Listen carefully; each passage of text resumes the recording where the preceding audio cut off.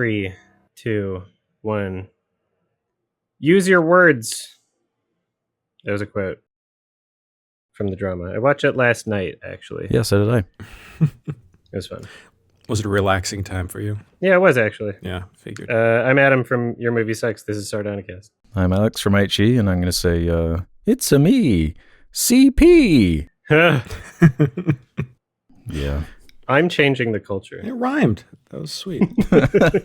Oh, God. I'm Jake from Man Caring Thing, and I'm going to say, all my life I wanted to be a normie. I thought it would change everything. In my world, you're too gay to live your entire life until Laverne Cox lets you watch Sinners and Project Hail Mary. Then you're allowed to ascend. You can ride skateboards and have gold eyes and watch Everything Everywhere all at once with your normie friends. Oh my God. But it turns out it was all a lie. The normies were lying to us. The normies were brainwashed, convinced that F1 was God-tier dad cinema, when in reality, they were the most gay and the weakest physically because they were being denied true cinema. Well, my name is Avatar Chud Phoenix Rising, and this is how I became a normie masterpiece. Wow. That's from the film Poetry. Uglies. Yeah. Very nice. Very nice.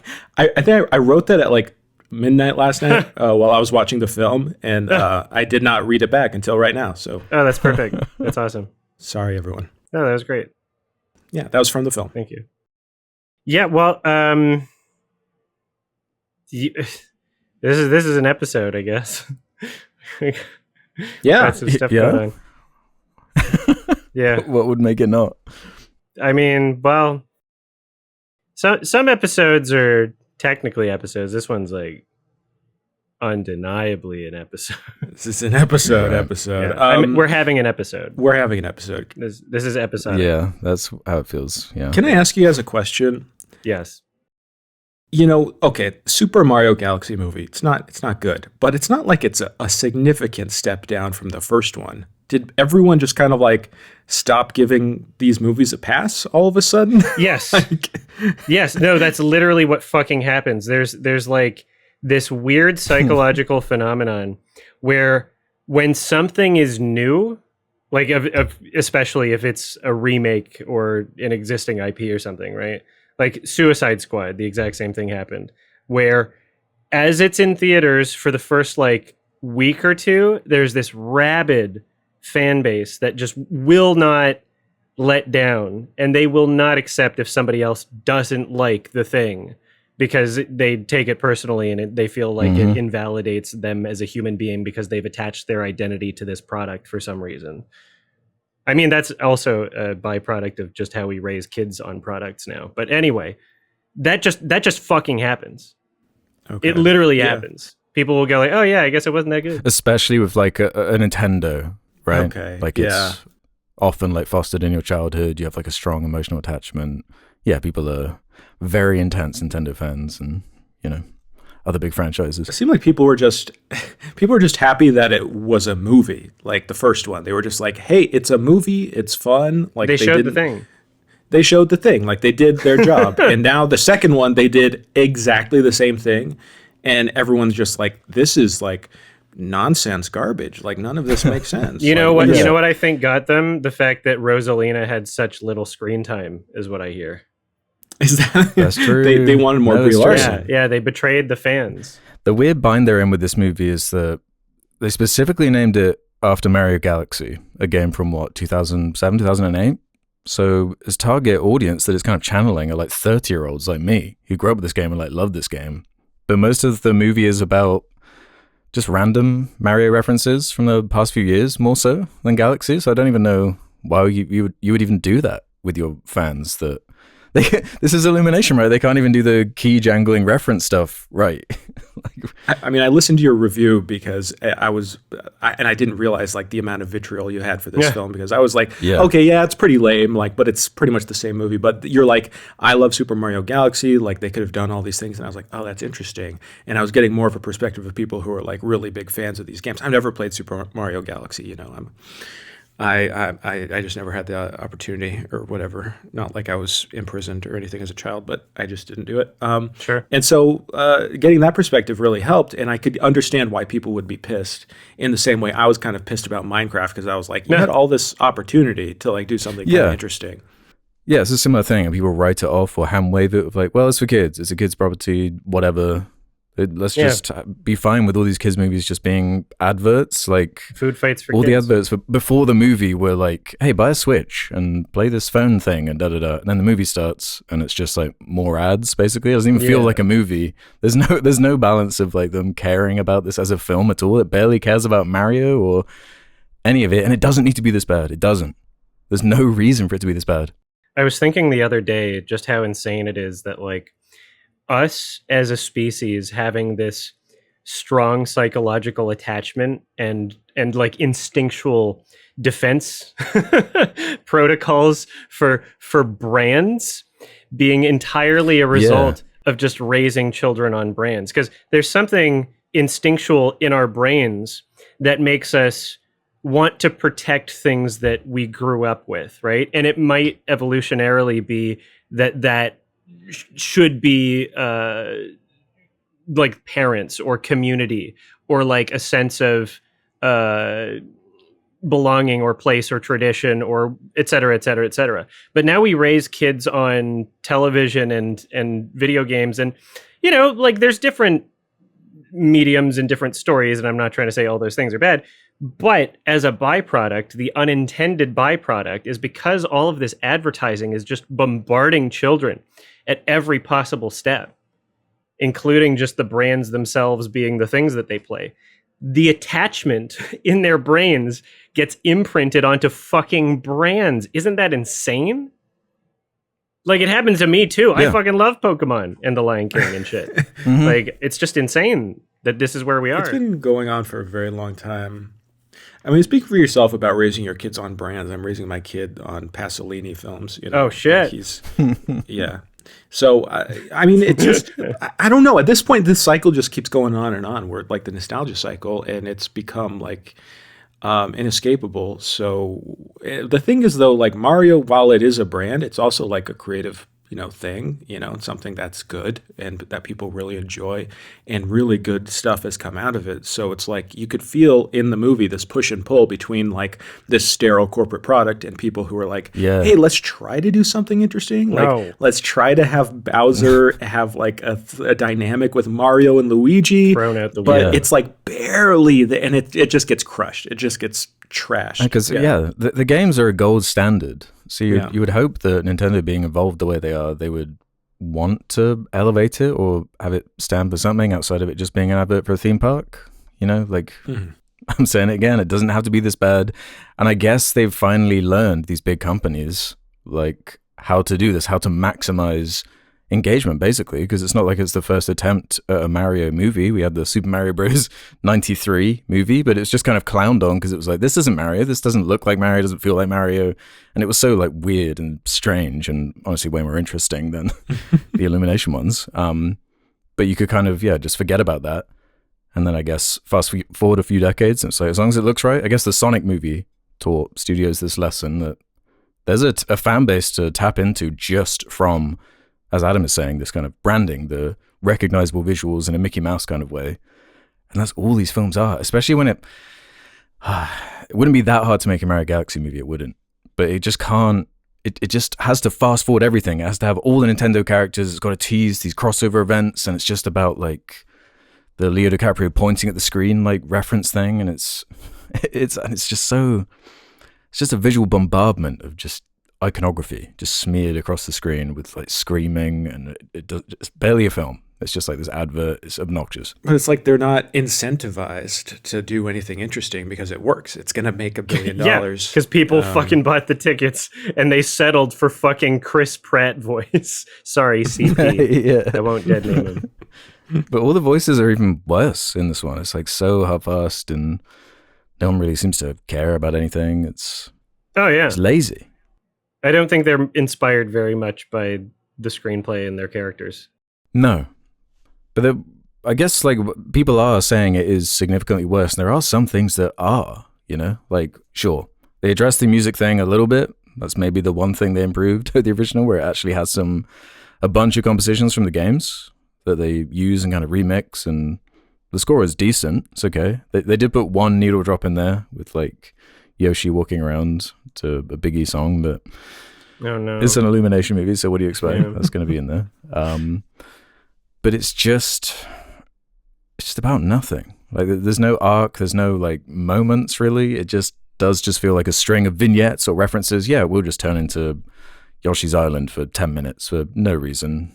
Like it's, yeah. Well, it seems like the what works for the games and is like the fact that these characters don't really change and they're just kind of like static characters, but also like that doesn't work in a movie. And if Nintendo is saying, hey, Mario can't do this, Mario can't be in a relationship with Peach, it's like, why are we teasing that? Why are we setting that up if you can't follow through on any of that, you know? And this, you know, Bowser and Bowser's son, like they're setting up things. I like the scene with the puppet show, you know, like there was some cute stuff that was being developed. Yeah. And I was like, oh, where's this headed? I kind of like this. There's like an interesting conflict here with Bowser, who's like, you know, the best character in the movie. And then the third act, it just is action and that's it. And it just wraps up so fast. It's really bizarre. Like, I really wonder if there were changes made like late in the process where they were like, okay, never mind, we're not going to be doing these things. Yeah, it can't decide what it wants to be. It's just like rainbow vomit all over the screen. Yeah, it's like no main character. It's just a bunch of references. Always goes for cute. You know, which is okay to a degree with its target audience, but man, like that's the only gag they have in all their movies is like, look at cute thing with the baby voice being a baby. Look, it's a baby T-Rex. Look, it's baby Mario. Look, it's baby Pete. It's just like everything's a baby constantly because it's like the baby movie. You can't call it that. But also, I'm going to use that as an excuse for why it's not good. And you should lower your expectations because it's a baby movie, but you can't call it that. There were some fun. Okay, to be fair, you know, as a fan of baby movies, like it had some fun action. You know, like there were some interesting moments. It literally had a Casino Planet subplot, like The Last Jedi. You know, that was just like, pointless, but it was just in like a kids movie for babies. Yeah, we have the casino world. The Kalshi ad running along the bottom of the screen was really weird. Asking us to bet on who wins.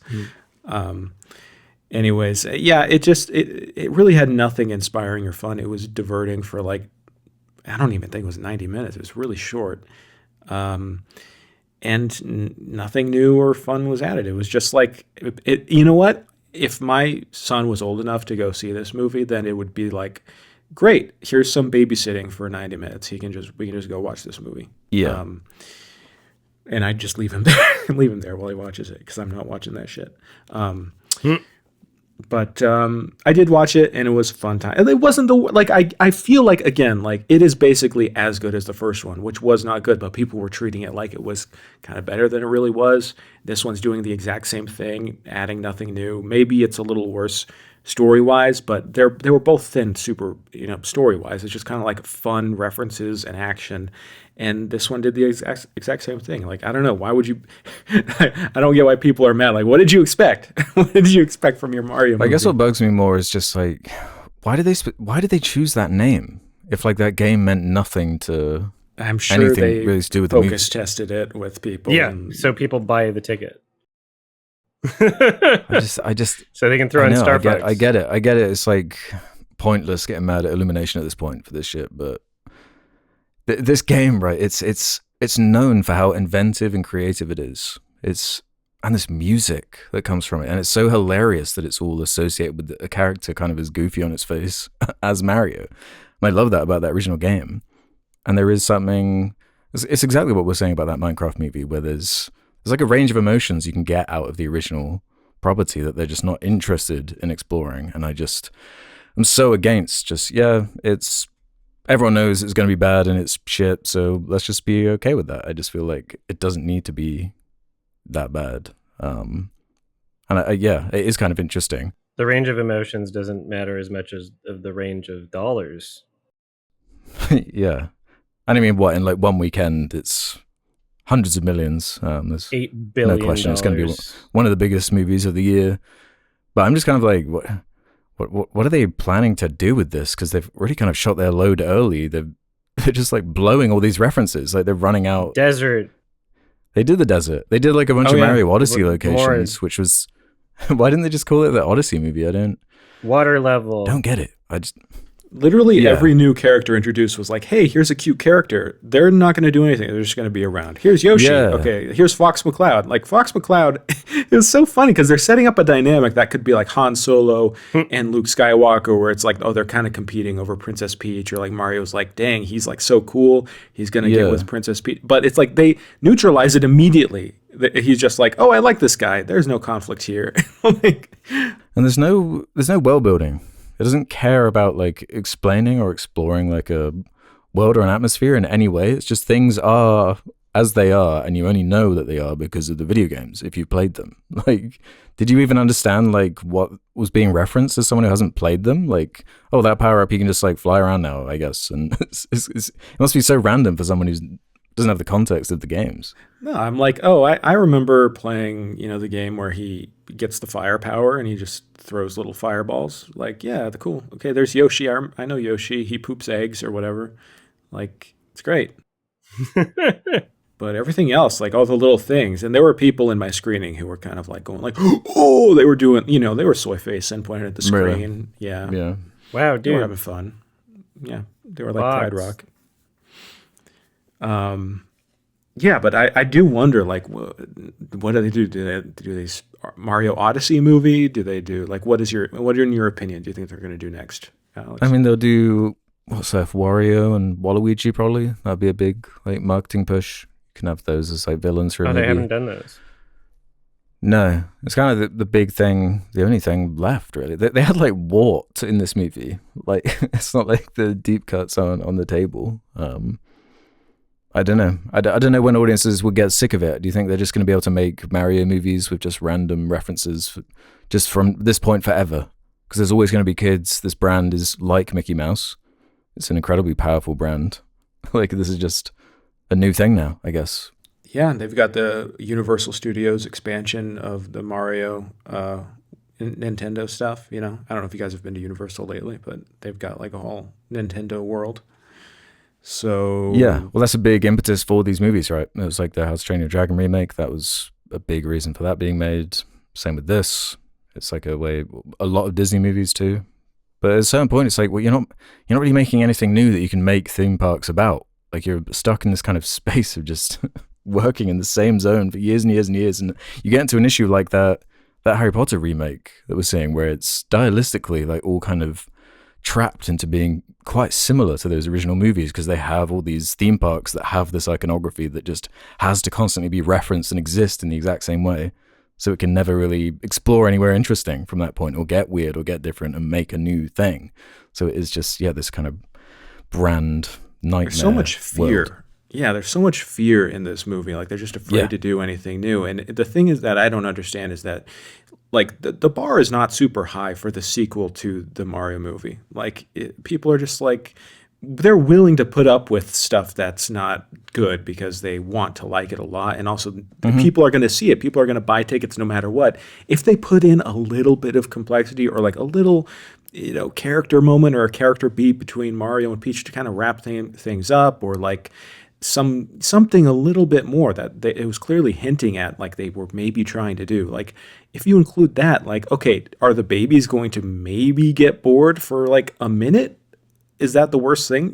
Like, what are they calculating for? 10 seconds? Yeah, it's like TikTok editing. The whole thing is just like designed to be like watching a bunch of reels. So the way the scenes are linked together does feel about as random as an algorithm when you're swiping on reels. It's like, oh, we're over here now, blah, blah, blah, scroll. Oh, we're over here now, blah, blah. And it's just like loads of movement and references and action. And yeah, what's just interesting to me is that it is, I don't know, it's getting a lot less pushback than that first movie as far as its quality.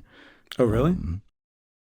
Less pushback? Yeah, from what I've seen anyway, like in comparison. I mean, the ratings are lower across the board. User ratings are lower. So yeah, but I don't know. It's still going to do extremely well. Yeah. Well, get ready. In a few years, we'll do a full episode reviewing all of the Mario movies, and it'll kill Alex. He'll quit the podcast. Yeah. Well, I mean, what's funny, I didn't say this directly this episode. I didn't watch the movie. Alex and Jake knew that. Wait, I forgot you didn't say that when you were. But yeah. Oh yeah, oops. Yeah, I guess we just knew that. Yeah. No, I thought it would be funny to just keep it going for a while, and then maybe people are like, Adam, why isn't Adam saying much about this? Yeah, because you actually love it and you're waiting to. Yeah. Well, I mean, also, did I have to? No. I'm walking away with the exact same opinion. As someone who didn't watch the film, what would you rate it, Adam? 2. But that grief you got for when you were talking about the first movie, the principles of animation thing. It was funny. People were mad at you. That was from the trailer, by the way. Oh yeah, that was from the trailer. That was me taking issue with like one shot in the trailer of how it was animated. Mm-hmm. But I thought that was like an ongoing thing with that first movie. There was some stuff that was like a little bit kind of off here and there. Like I feel about all the Illumination movies to some degree, but this one, I don't know, it was better as far as that stuff. It's very glossy, it looks extremely expensive, as you'd expect. It looks like a really polished advert, as it should. And, it looks right. It has character designs that are fitting. It's not like an original Sonic movie situation. And that's kind of all it needs to be, I guess, if it wants to be a huge branding monolith thing. Mm-hmm. Alex, what would you rate it? Like a 1 star. The only positive is that I've revisited like old Mario Galaxy clips and the soundtrack and stuff like that. I was like, I have a lot of emotion attached to this in a way that I'd kind of forgotten about or lost touch with. So that's kind of cool, I guess. But not because of the quality of the movie. I initially gave this, I was overrating this because I was like, okay, yeah, it wasn't like the worst thing ever, but it also wasn't good. But I also feel like the more I keep talking about it, it's just like, yeah, that was really subpar. So I'll give it a 4. Destroyed. Just like such a nothing experience. Yeah. Got him. Thanks, Mario. Thanks, Illumination. Thank you. Yeah. Movies are safe. How do you guys feel about movies like this keeping theaters alive? It's a shame. I reject your premise. Oh, okay. Because like the theaters that I like, the independent theaters, are not playing this, and they're staying alive. So, well, I mean, the majority of theater chains all over the country. You have more options in the States for theater chains. Cineplex is like the one movie theater chain in Canada. Like they've just bought everything, which wouldn't be the worst thing in the world if they didn't have the worst fucking food and drinks ever on the planet of all time. If fucking Alamo Drafthouse decided to launch just one location in Toronto or Vancouver, I think people would flock to it because all they would have to do is have food and drinks a tenth as good as any of their locations in the States, and it would still be better than fucking Cineplex. It's disgusting. The CEOs have no idea what the fuck they're doing. They look at something successful in the States and go like, oh, we can do that too, and then just miss the entire fucking point. The Rec Room is like the most embarrassing thing in Canada. I hate them. I want them to go out of business. Okay, but what I'm saying is like I'm pretty confident, like 99% sure, if movies like this didn't exist, if the Mario movie didn't exist, I would not have a theater 10 minutes away from my house. Oh yeah, out in the middle of the suburbs. Yeah, no, my screening was the busiest I have seen that theater in a while. Oh my god, packed. Every single seat booked. Well, like usually it's a small handful of people at these screenings, but when it's something like this, every single seat, every booking. Parents were getting into arguments at my show because like people thought they'd booked the same seats, but they were getting different days mixed up. It was like chaos in there. It was bedlam. Oh my god. Well, yeah. I mean, it's like we need these movies, but it's like they know they're going to make a ton of money, so just put a little bit of more quality in there. Just a little bit of creativity. That's all we're asking for. They don't know how. I genuinely don't think they know how. Yeah, like Illumination anyway. It's like not even a decision for them. It's like they just they think that they're putting in quality.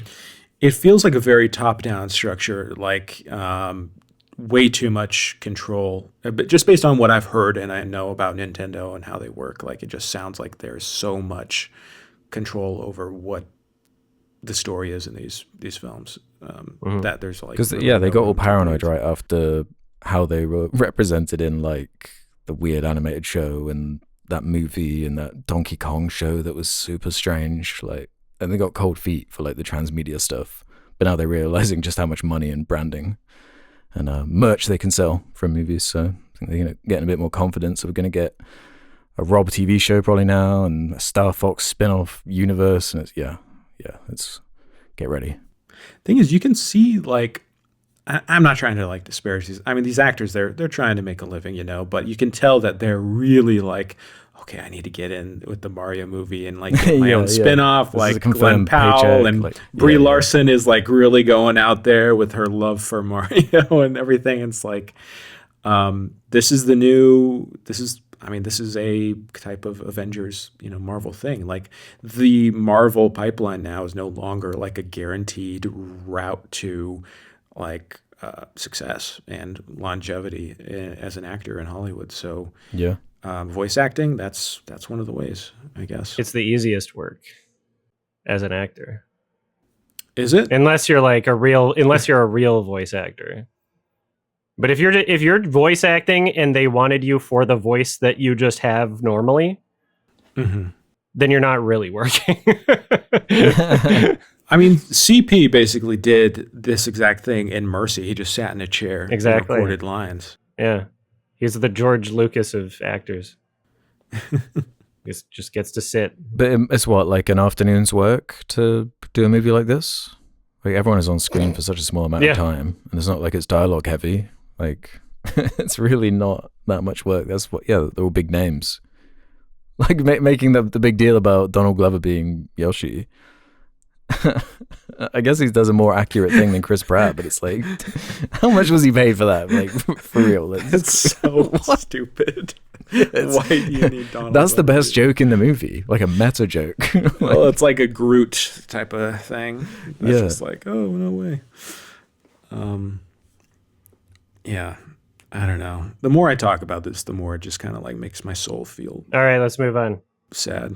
Yeah. Soulless. Yeah. Soulless slop. We saw the drama directed by, what's his name? Christopher Borgli. Borgli, the director of Sick of Myself, which I really enjoyed, and Dream Scenario with Nick Cage, which I didn't enjoy as much, but it was still pretty great. Pretty good. Yeah, it was really fun. Better than good. Creative and weird. Yeah. And this film, I thought, was not disappointing. What'd you guys think? No. I'm feeling lucky that I went into this completely blind. Like, I knew nothing, Same. Hadn't seen any of the trailers. I was just going in knowing that the director's known for kind of making you a little bit uncomfortable. Yeah. So that was kind of my only expectation. So I feel like the surprise elements of this movie that I'm sure we'll get into during spoilers really hit me in the way I think it was going for. Very much feels like a European's perspective on some of the stuff that's going on in America. The satirical elements, this pitch black comedy element that it was finding from this uncomfortable, awkward film about kind of exploring what the worst thing you've ever done is and escalating from there. Yeah, I really enjoyed this. Nice. Yeah. So I went to a press screening where it was back-to-back Mario movie and then this. Oh, no. So it was hard. It was hard going from the high of Mario to something like this, because I was like dancing, having so much fun, and I was thinking about like how cool Rosalina was, and then I went into this movie, and man, it was great. I mean, it was so fun. Like, everyone was uncomfortable and tons of laughter. I was spoiled by what the big reveal is, and we'll get into that later, of course, but I feel like it did not detract from my experience watching the film, because the reveal is pretty early on, and that's what the movie's about. So I think A24 was really smart to like conceal that from all the marketing, but I was spoiled by TMZ like a few days beforehand. Damn. Yeah. It's kind of instantly become a lightning rod, right? There's a bunch of like op-eds and... Oh, yeah. But I think it's completely intentional from like what the movie's going for. I think it exactly wants to get that. Yeah, but intentional, but not in a way that I expected. Like, there was less controversy than I expected. Like, there was some more from like mainstream like papers and reporting, but it seems like in general people are like on board with what this is trying to explore, and it's doing it in a really kind of like thoughtful way that's also very funny. So I loved it, and it's a pretty short movie. It really packs a lot of ideas and feelings and emotions in there, and I don't know what much more you'd want from time at the movies, you know? Yeah, no, I'm excited to talk about the spoilery stuff. I don't want to get into that just yet. I think I should get people to want to watch it before also. This movie, I feel, is his most professional looking film. His previous two, despite still loving them, I did have an issue with like a lack of variety in terms of shot composition and framing being like a little too tight, just kind of like, you know, wanting more wide shots and more motivated looking filmmaking. And this one actually delivered. Like, it wasn't an issue at all. There was a really nice variety of different angles, different framing, and it felt really motivated as well in terms of how it was expressing itself in any given moment, the context of the scene, and also editing. Really strong editing, like huge voice in the film. And Christopher Borgley is also credited as one of the editors, which makes a lot of sense because it's very, very intentional. You have to film the movie knowing exactly how it's going to be edited. There's so many like half-second shots thrown in of like communicating passage of time, and it makes it feel a lot bigger than what they filmed. And the way that's worked in with the sound choices, sound the sound editing is very, very good for kind of emphasis in the way it moves. Right. It kind of reminded me of a little bit of the beginning of Sentimental Value, which I loved, like the type of impressionistic editing somewhat, especially at the start of this film. It was just really effective. Visually beautiful. I think Dream Scenario was shot in 16 millimeter. This was 35, I'm pretty sure. So it looks really crisp and beautiful. It's in New York and like wonderful locations. The atmosphere is there, you know, it exists and you feel like you're there.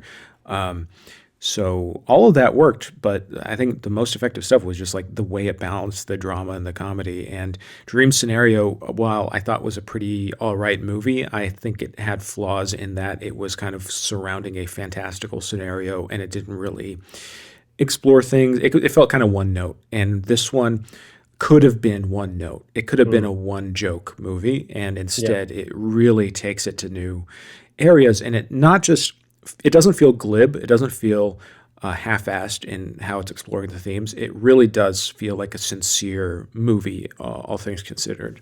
Yeah, it feels way less gimmicky than the kind of concept movie, but kind of both sort of concept movies in a way.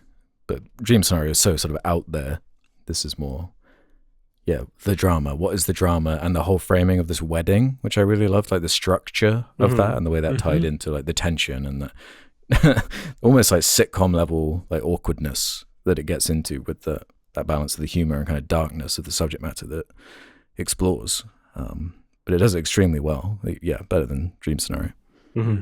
I think it's a cathartic experience too, just for like it feels very modern and it's very much about our current times, and it's about shame and public shame, but also just like deep personal shame and how we how we contend with people's actions and our understanding of our past selves and how we incorporate that into our current lives. And it feels like this sense of like shame and anger that is really being like processed in a cathartic way that I think people are reacting so positively, because it's like you're seeing the worst possible situation unfold.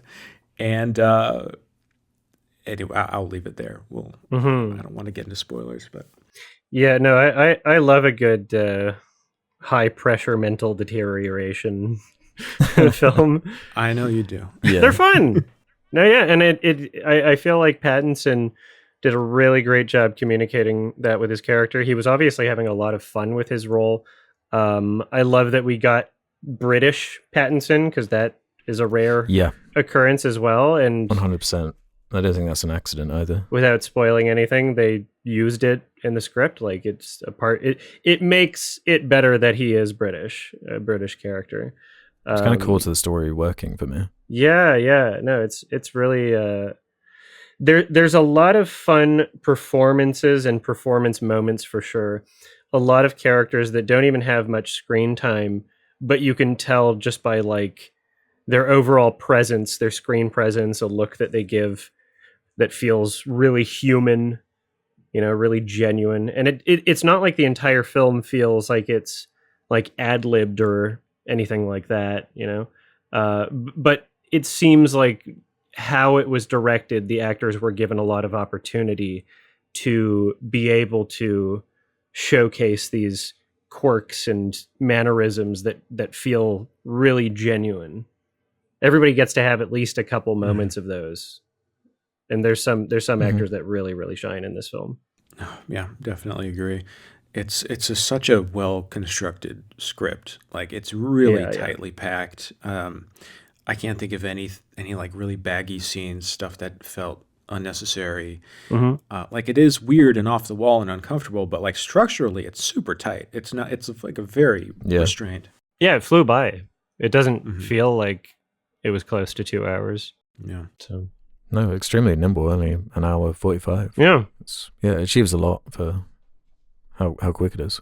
Yeah. There was nothing wrong with the pacing whatsoever.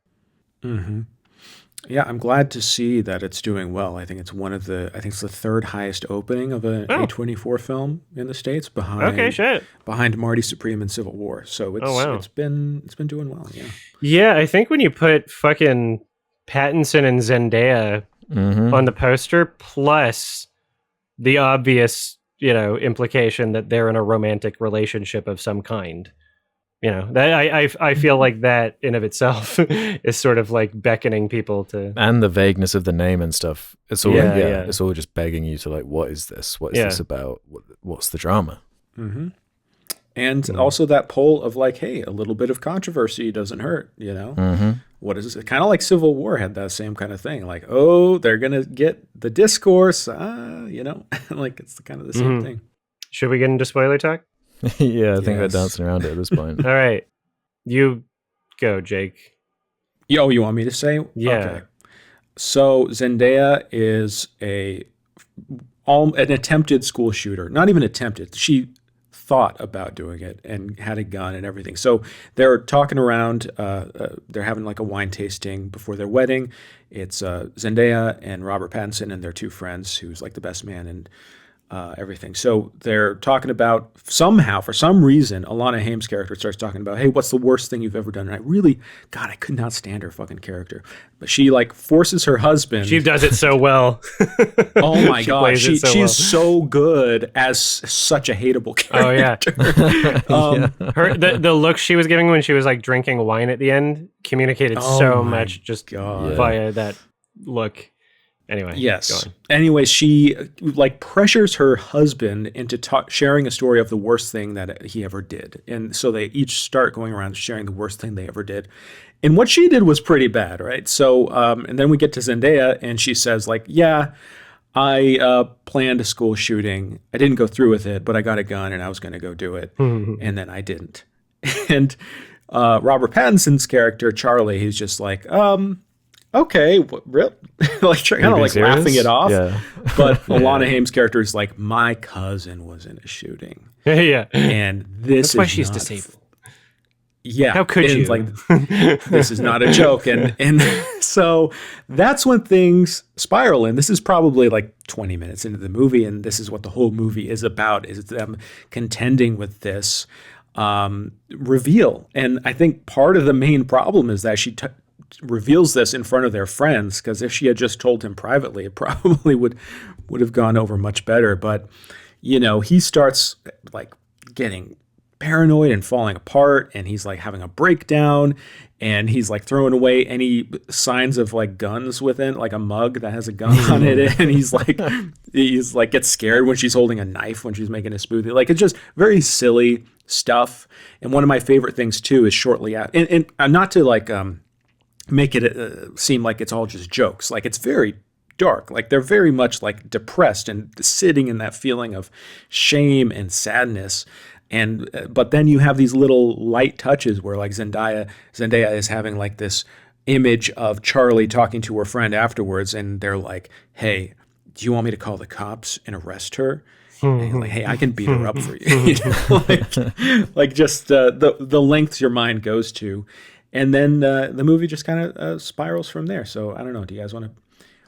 Well, yeah, it poses an intriguing question from that point about this character, like the moral question of like when is someone crossed that barrier, and like why are they that way? And because she's in the story, she's what, like 14, 15? She starts like glorifying this aesthetic, and like it wasn't just an idea. It wasn't that, I had a fantastical idea of getting revenge on someone who like bullied me at school. It was like, no, she really took this to a degree where the rest of the script is kind of like the characters exploring excuses, or like the thought, the roads you might go down as far as like trying to justify it in your head for someone else, and just bringing you to that kind of emotional place of just paranoia. By the time it builds up to the wedding and the DJ equipment like payoff going off, it's like you're right there with the way that lead character, and we mentioned that he's British in this movie, and I love that,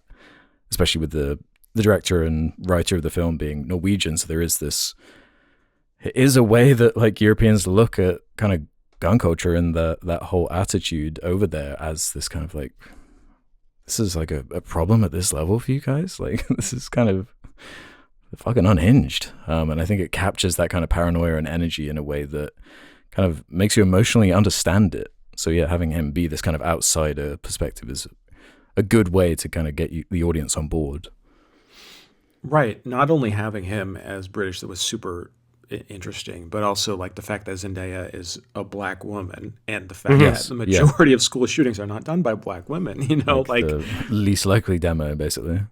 Yeah, that's like a really weird, you know, like thought experiment. Like what is going on? And I love how Charlie is trying to like find justifications and reasons for why she do this. Like, hey, your friend died, right? So you're like kind of traumatized, and and she's just like, no, I just got into this. Like I kind of respect her a lot more, and I'm way more on her side because she's just kind of like owning up to it. Like, hey, I like went down this pipeline on the internet, and then I just like stopped, you know. Yeah. And, you know, just the way it explores shame, and something that is really relevant to us because, you know, on the internet, I feel like there's this feeling that everyone is held to every thing that they've ever done, and there's no concept of change. And although most people are hypocritical about this because we like to all agree that, hey, we are not who we are when we're at our worst, you know, and we all are not proud of things we've done, and we expect and we understand that people change and grow over time, and that you are not who you are at your worst. So it's like the fact that Alana Haim kind of represents this type of person that you see online, you see all over the the world that is hypocritical about this and has no sense of grace or understanding about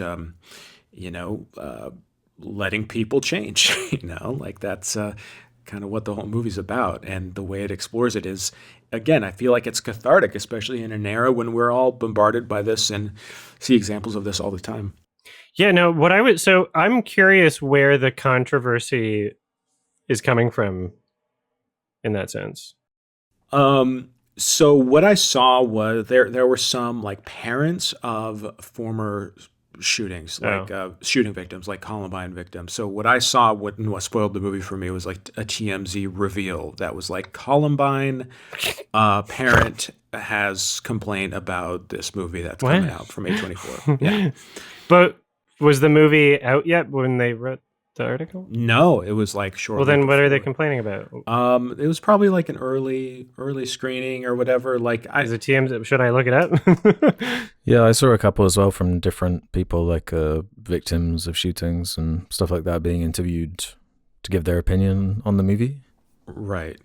And like, I could understand like anyone who's been through something like that, not wanting to watch this film and having a certain response to this, because although I don't feel like this movie like doesn't take the topic seriously, but it's provocative film, and it's like taking the piss out of some of it, you know. And it's also not an American director. You see young Zendaya kind of like, you know, having a manifesto moment, talking to her camera, you know, while holding a gun. It's like a funny moment, you know, because it's stupid. So I could understand why people would have an issue with the film, but I feel like it serves a better purpose. I mean, it's not like 13 Reasons Why trying to pull off this subject matter, you know, like with that. Okay. They do like a character like that, you know. It's way more offensive.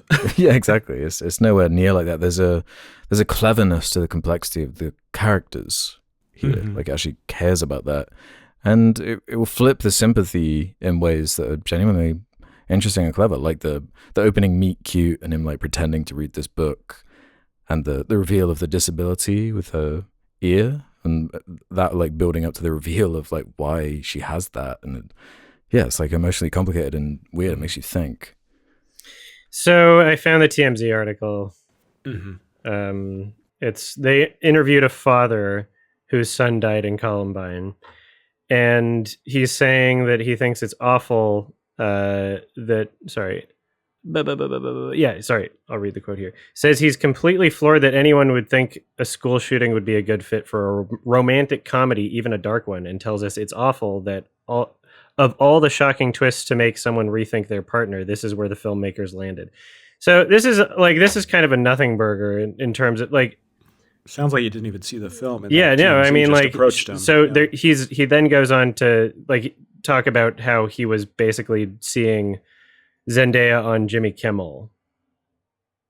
So he didn't even watch the movie. So he says, Mauser tells us he was particularly irked by Zendaya recently on Jimmy Kimmel Live, where Mauser thought she was laughing off the twist, as Jimmy seemed to be talking about how it would impact some viewers much more seriously. Mauser feels the subject in a rom-com starring a beloved actress like Zendaya, quote, humanizes, end quote, shooters, and, quote, normalizes, end quote, the shootings. To reiterate, Zendaya's character did not go through the shooting. Mass violence is not depicted in the film. To be clear, Mauser doesn't think anyone who has ever considered violence but not gone through with it should be condemned. On the contrary, he's encouraging anyone who has had these ideations. Is that how do you pronounce it? Ideations? Is that how you pronounce it? Thank you. Yeah, ideations. To go talk it out with a therapist. However, Mauser doesn't want it to be used for entertainment. So the reason why this feels like a nothing burger is because they just found some random person that doesn't understand what art is. Like, that's the problem, right? I wouldn't say that necessarily. It just sounds like this is something that they haven't actually seen the film, and also like because what they're saying is sort of what the movie's doing. Like, it's humanizing people, not for entertainment, but like for a purpose and to explore this theme. You know, it's like even if it was just for entertainment, it would be fine though.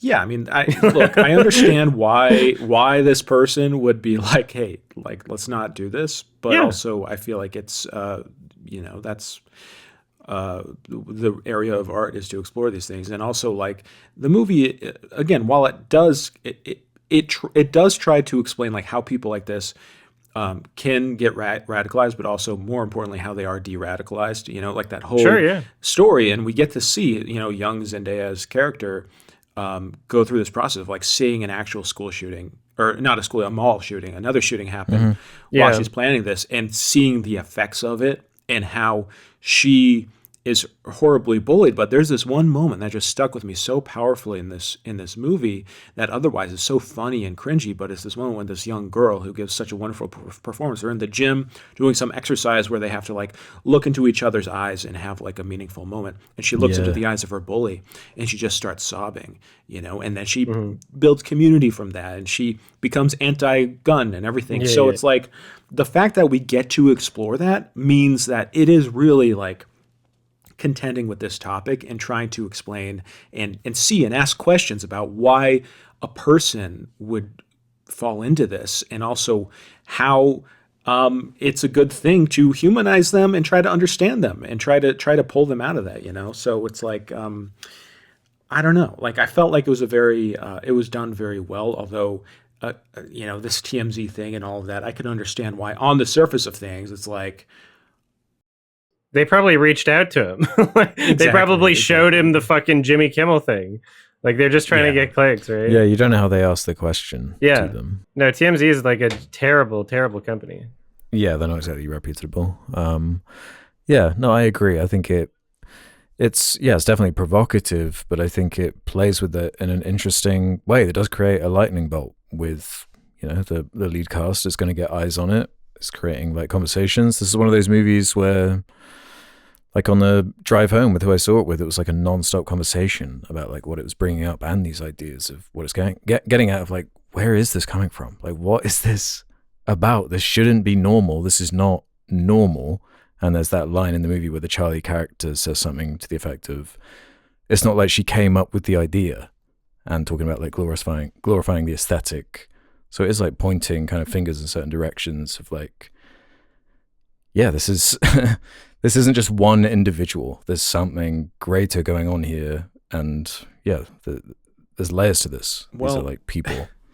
Yeah, the movie also makes this compelling like point about like, for every shooting, how many almost shootings happen? How many people are out there, with these thoughts in their head, and how do we help them?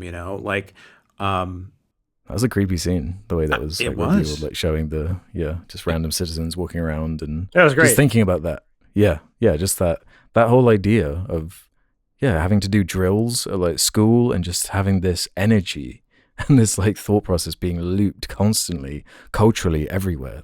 That does something. I do think it's generational as well, like we grew up where it's just like, this is normal. And it's the subject of constant humor, because that's the only way to deal with it, especially when you're a kid in high school. And it's just like, what else do you do? Like you just joke about, hey, this could happen, and does happen all the time now. Yeah, no, I mean, like we joke about death in general. Mm-hmm. So like, just because we get more specific about like a type of death, like it's terrifying for sure. Like we want it to not happen, but like fucking a Norwegian director making an A24 film is not the cause of this problem. Like is not affecting this in any negative way. It like how about it doesn't matter how many fucking shooters you inspire if they don't have access to guns. Right? How about you start with the fucking obvious thing? Funny that. Yeah. And and this movie is more about like how are we going to stop this also if we treat these people who do these things like human beings? We need to treat them like human beings and try to find ways to rehabilitate them and bring them into society and help them, from ever having these thoughts or needing to do this. It's like, and that's what this movie's about. Like Zendaya is someone who's like clearly not ever going to do something like she's changed completely as a human being from when she was a literal kid, who fell into this horrible pipeline, was radicalized online. And it's like, this movie's about like, how do you treat a person who admits this and talks about this in an open way? And it's like, you get to see all the layers and all the different things and how it affects their social world in like one of the most complicated ways, which is like a wedding. When it just really felt like it challenges everyone's like expectations and morals. So it was definitely worthwhile. Yeah, no, I'm kind of shocked that this has such a low Metascore. Like critically, it's 59 Metascore. Like what? Mm-hmm. Yeah. I'm so confused. I don't know if people are finding it tacky or something in the way it's playing with that, or if it is it's happened before with A24 movies, right? Like adverts tricking people, or like the media literacy thing being so bad, but it's like I just thought this was going to be a breezy romantic comedy with my favorite actors in it. What the hell? And now it's like making me feel bad. The user rating is 7.5 on IMDb. Like that's a good score. So audiences seem to be enjoying it. Critics shouldn't be. You'd think that people that watch a lot of movies would have more media literacy and be able to, determine whether or not a trailer is being honest, or at least be familiar with the concept of a trailer being able to be dishonest. Right? Or having realistic expectations for a movie. I'm just confused about it. the Metascore. I wonder. Yeah. I think, like, one part of my theory is maybe why the critical reception is a little more muted. Like, I know it's generally positive, but there's been some more muted reactions because this is like a European film, kind of like transported into the U.S. and made mainstream with these big stars. So it is like an more accessible version of something you'd see, you know, at the Cannes Film Festival or something. So it's like. Is that maybe part of it where it's like, hey, this could be explored deeper in this way? But, you know, I feel like this is also trying to be bigger, like entertainment in a way, you know, and reach a wider audience through. Well, yeah, I feel like that's part of the statement of the movie, right? It's like it getting more eyes on it and getting like a conversation going about it's kind of the point of it existing in the way it is, with it being provocative. And it's like, yeah, we're gonna leverage like these particularly famous cast members and almost like intrigue you to watching it to a degree where you can't resist. What if you could sort Metacritic reviews by what country they live in? What if they're all from?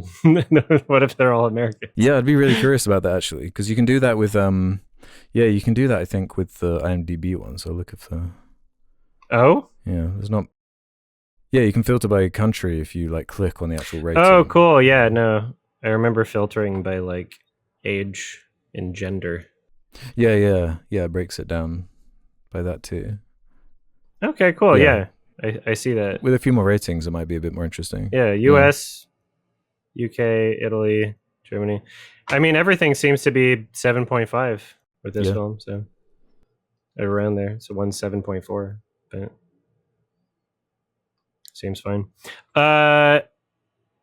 I didn't have any fucking time to like meaningfully look into this. I don't know if you guys have heard about this at all, but people are resurfacing the director's 2012 essay on his age gap romance.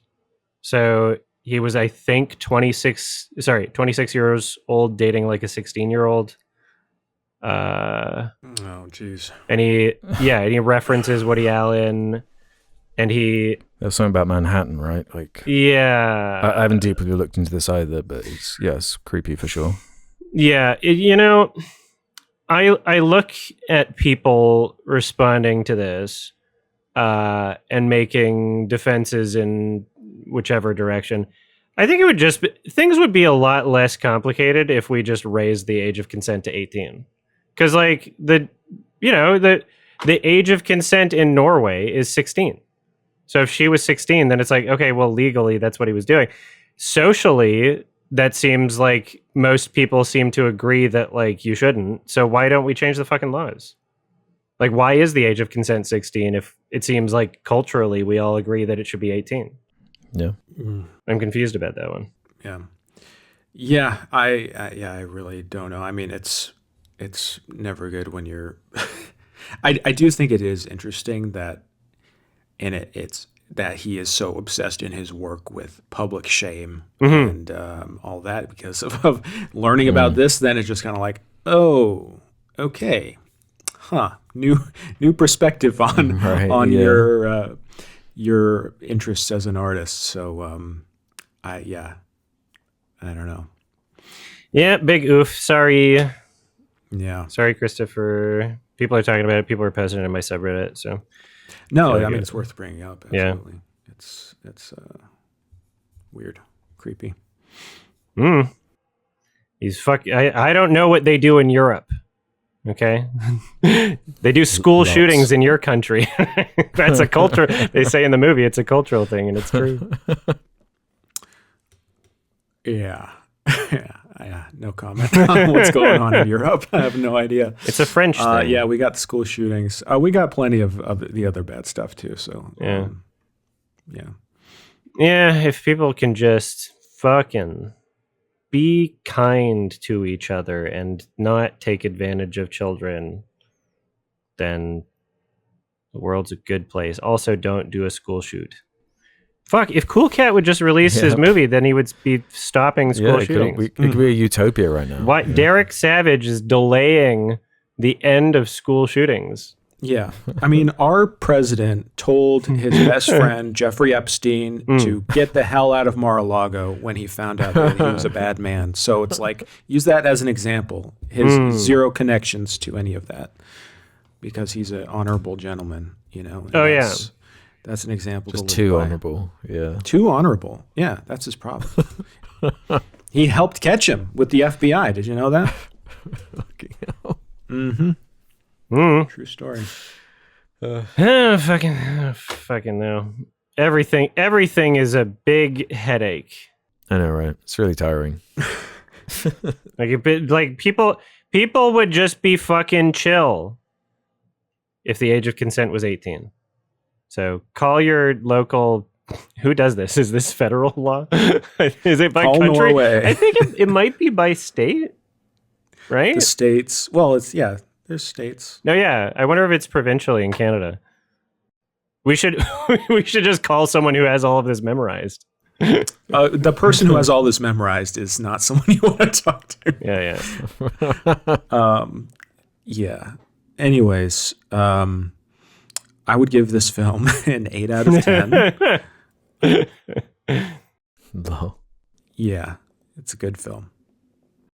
Yeah, I'd be, I guess, a smidge lower, like a 3.5 star, strong, high, with a like.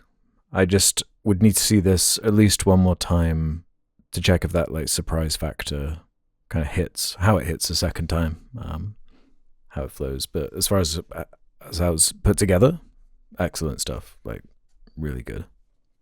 Hell yeah. Yeah, no, I'm glad that this didn't disappoint.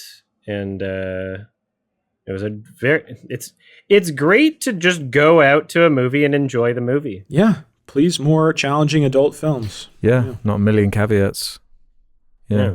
So, yeah, I hope it does well. I hope I see more interesting, challenging movies. Yeah. I love his art, but I don't love whatever the fuck he was doing in 2012. And I've separated those two things. Yeah, I think it's going to do extremely well, actually. Hopefully. Yeah. I think it's going to be a bit of a lightning rod, discourse-y type situation. You know, Trump could change the age of consent right now. He could executive order and say it's an emergency. Yeah, but he might go the other way. Oh, true. Well, as of the date of this recording, we're waiting until 8 p.m. Eastern time to see if he genocides, to see if he destroys Iranian civilization. So yeah, nuke might have dropped. Fuck, we're gonna lose a few great directors too if he does that. It's so. It's gonna suck if he actually does something. Then this conversation's gonna feel like it didn't take it too seriously. Theoretically, he won't. True, yeah. Though. He's not gonna. Well, we'll see. I have no idea. Your country is insane. Yeah. What the fuck is happening? Yeah. Can we all just like chill? Can we chill? Can we take a chill pill for just 1 minute? Donald Trump, just take a chill pill. Can you call him? Be like, yo, can we just like chill right now, bruh? Like for serious? Let's just go see Mario and calm down, everybody. Okay? Mario and chill. I feel like ever since Alex made that prediction about Venezuela, although it wasn't really about Venezuela, like at the start of the year has just been nonstop foreign policy nightmare. U.S. destroying its empire and eating the entire world, like nonstop, just to avoid releasing the Epstein files, you know? So don't ever make a goddamn prediction again, please, Alex. Oh yeah. This is your fault, Alex. Maybe I can undo it with another one. Yeah, no, I'll take it. America, you can blame me. It's my fault. Oh, permission to blame. Okay. I feel like, I don't know about you guys, but I feel like escaping to like a cool dystopian fantasy world where people are hot and Laverne Cox is there. Can we do that? Sure. Well, you want to get ugly about this? Let's do it. Take it away, Jake. Okay. Well, the movie I recommended is called Uglies.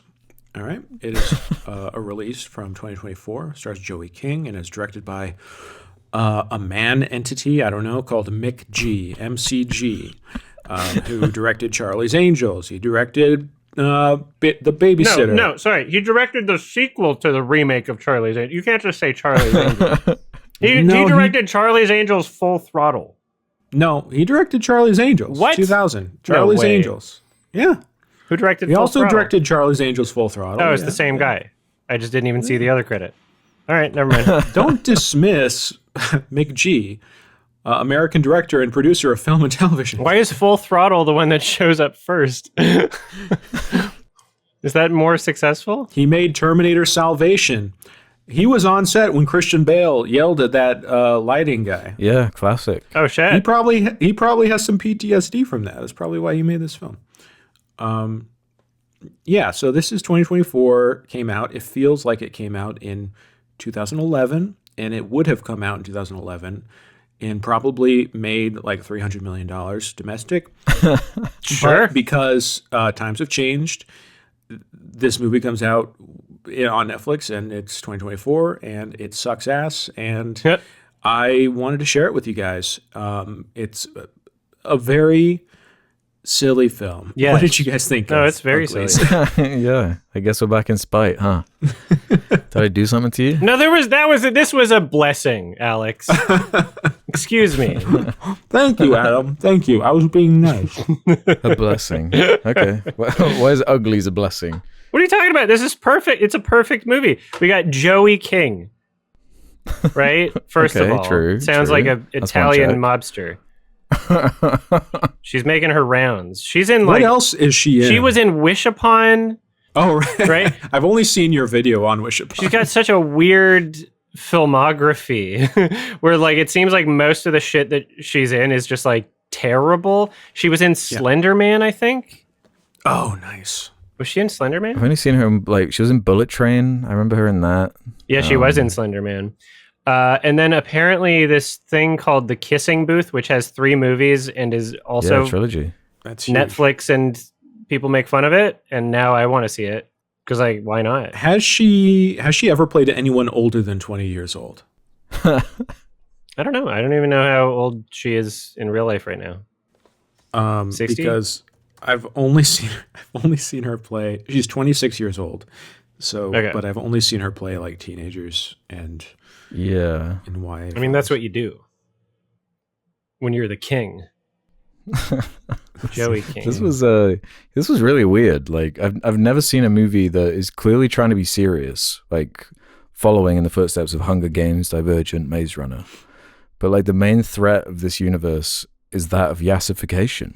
Like that is what you're threatened with. Yes. Good way to put it. Like that is the setup. Yeah.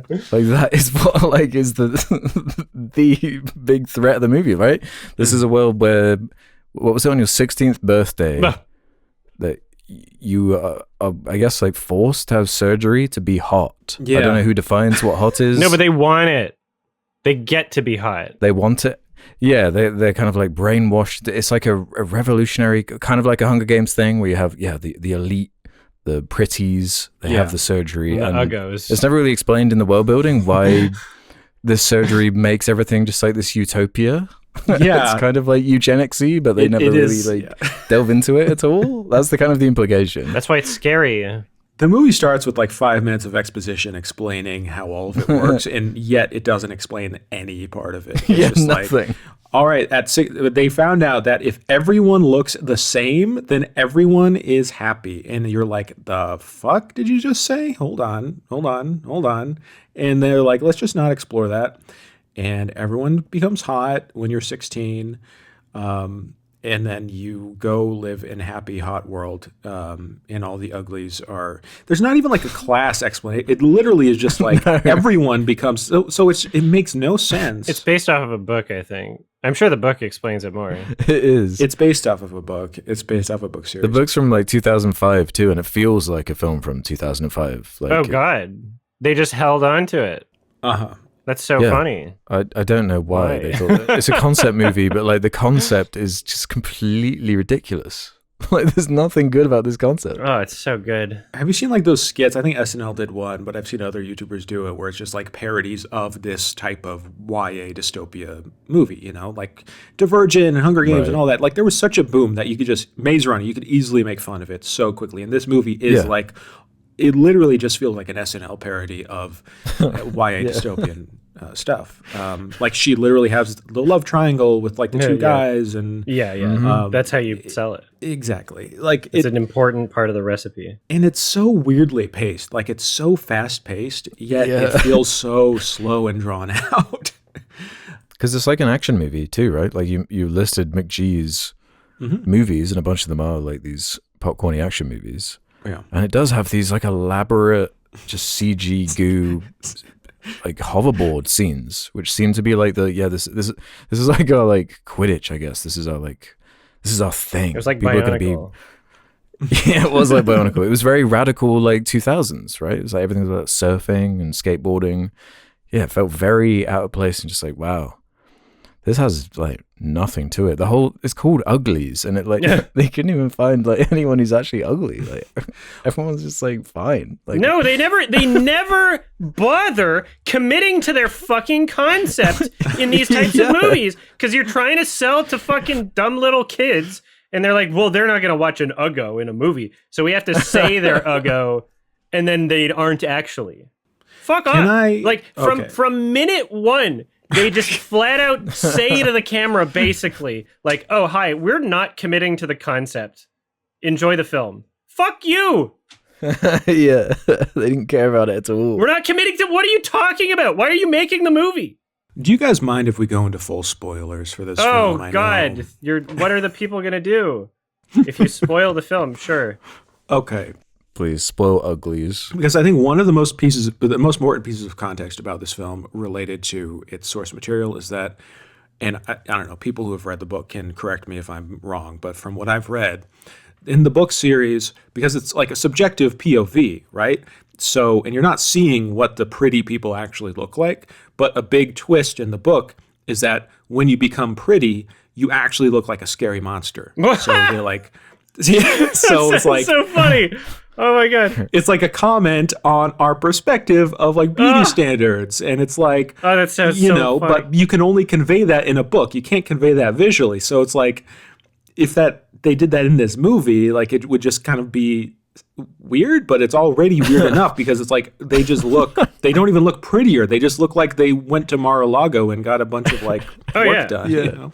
It's like a TikTok filter. Yeah, everybody looks like they have a fucking filter. Like, I think they were actually using that kind of weird filter technology, like an Instagram filter thing. Because, like, their faces look airbrushed in a very unnatural way. Yeah. If they played into the camp element, this could have been so... Like, if it was like a John Waters, like, they suddenly have, like, huge boobs, and they're just, like... Like, if they played into how silly it is of, like, when they get yassified... and it could be fun, but it's just so stupid. Like they just have gold eyes. Like who wants gold eyes? Yeah, you'd have to make it so cartoonish and like over the top and ridiculous. But this, I guess, it makes it funnier as a bad movie. Like everyone's taking it so seriously, and everyone is in a competition for who can do the worst line reading. It is crazy how bad like all the performances in this movie are. Like it's like next level. The stuff they're saying, the way they're interacting. Laverne Cox, I love Laverne Cox, but my God, just like incredibly bad line reading in this film, just all timers. Dr. Cable, let's go. Yeah, no, this was a fun time. I enjoyed this movie. Good, I'm glad. It's so up my alley. I just love bad tween movies. It's a feel-good film, you know, and it ends on a huge cliffhanger.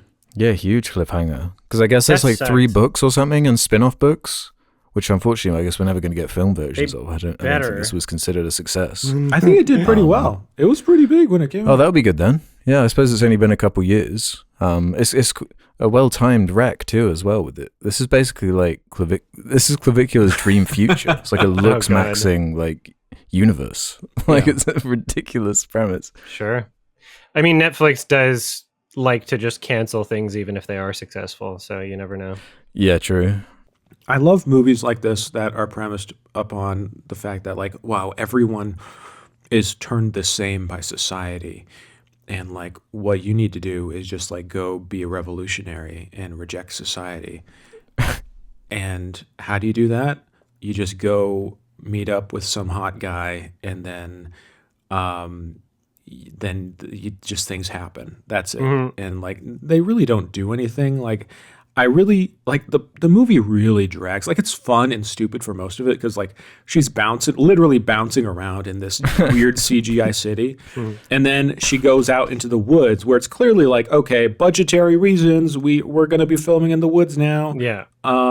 There's probably supposed to be like 100,000 people, but it's like 10 people in the woods. Yeah. You know?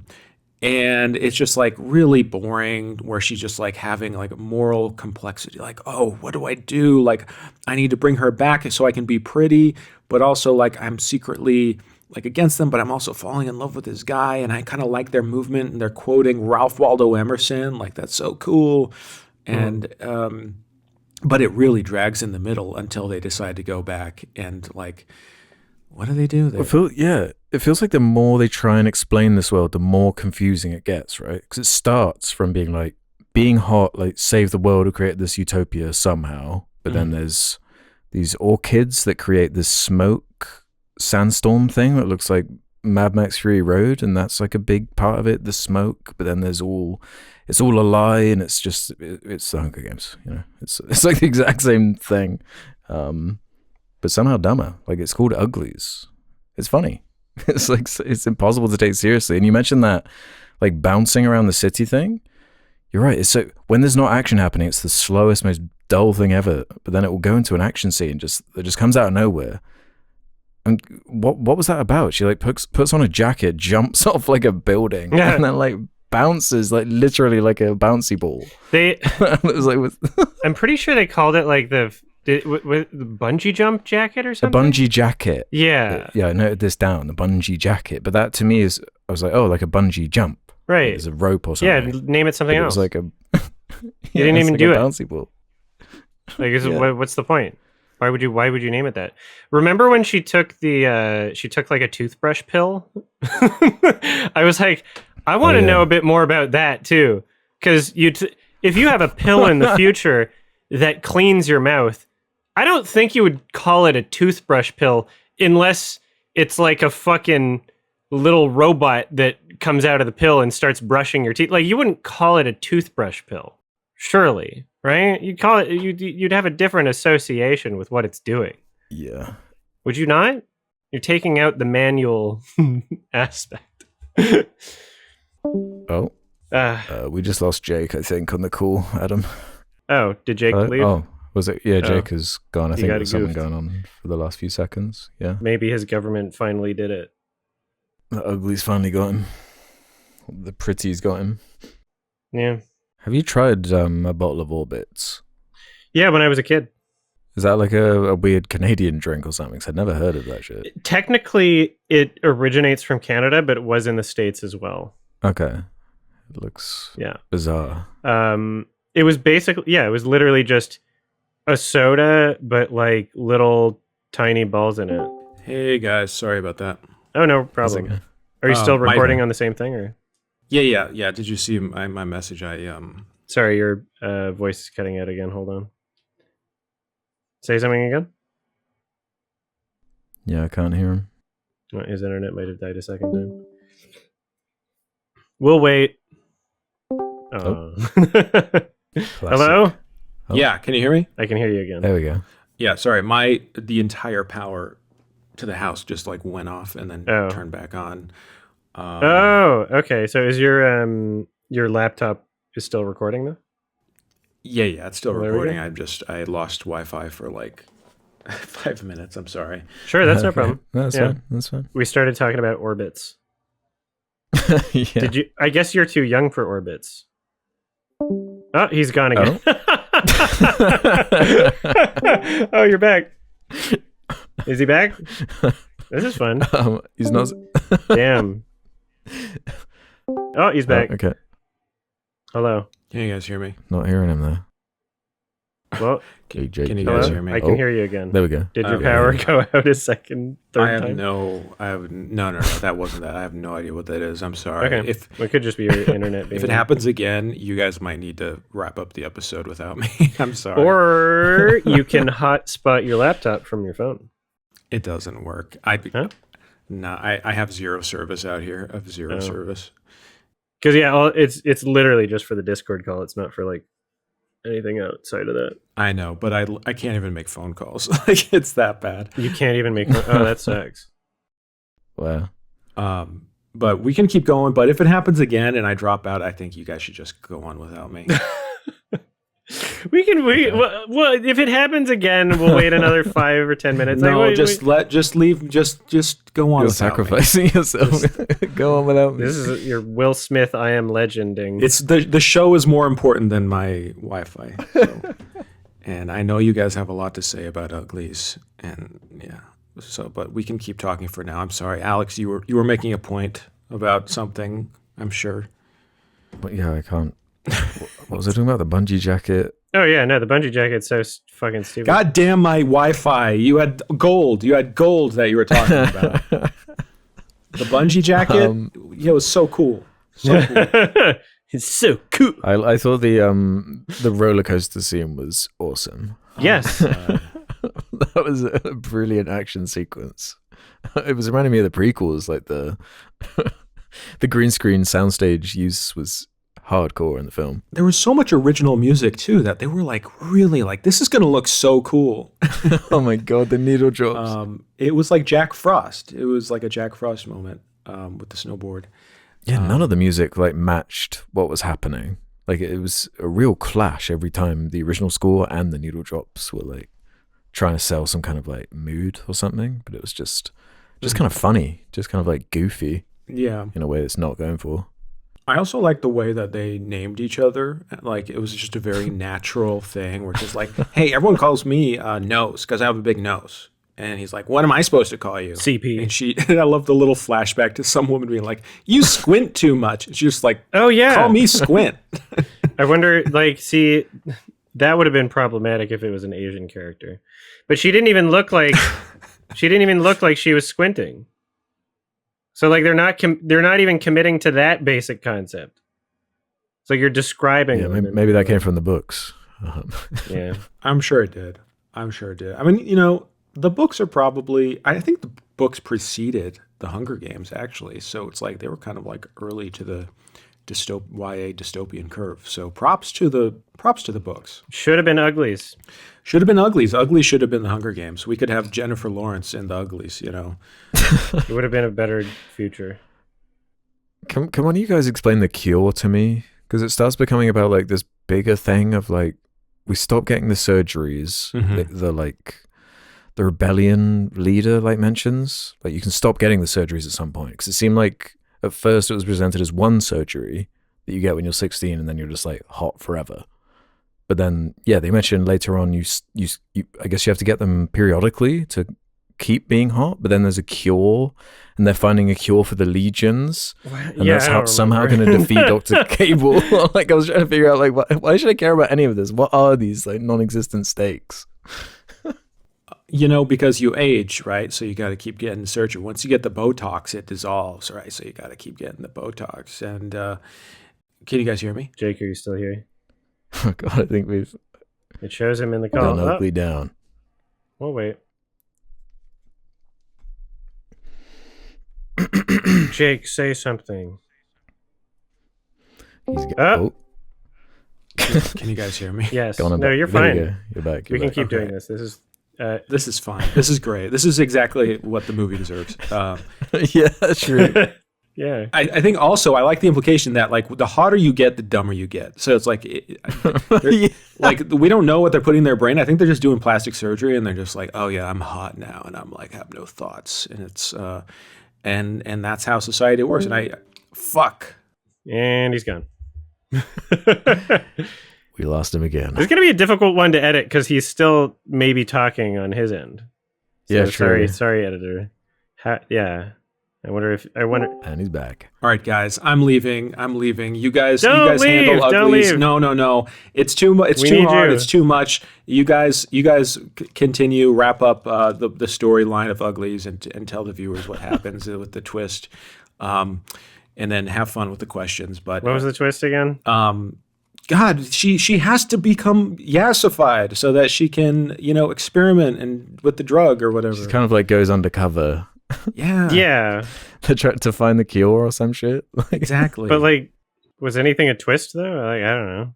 How was anything a twist? You know what? You guys figure this out amongst yourselves. I'm going to say goodbye before my internet checks out again. Whatever. You don't want to ask her questions. Okay, Jake. Quick before you leave, what's the worst thing you've ever done?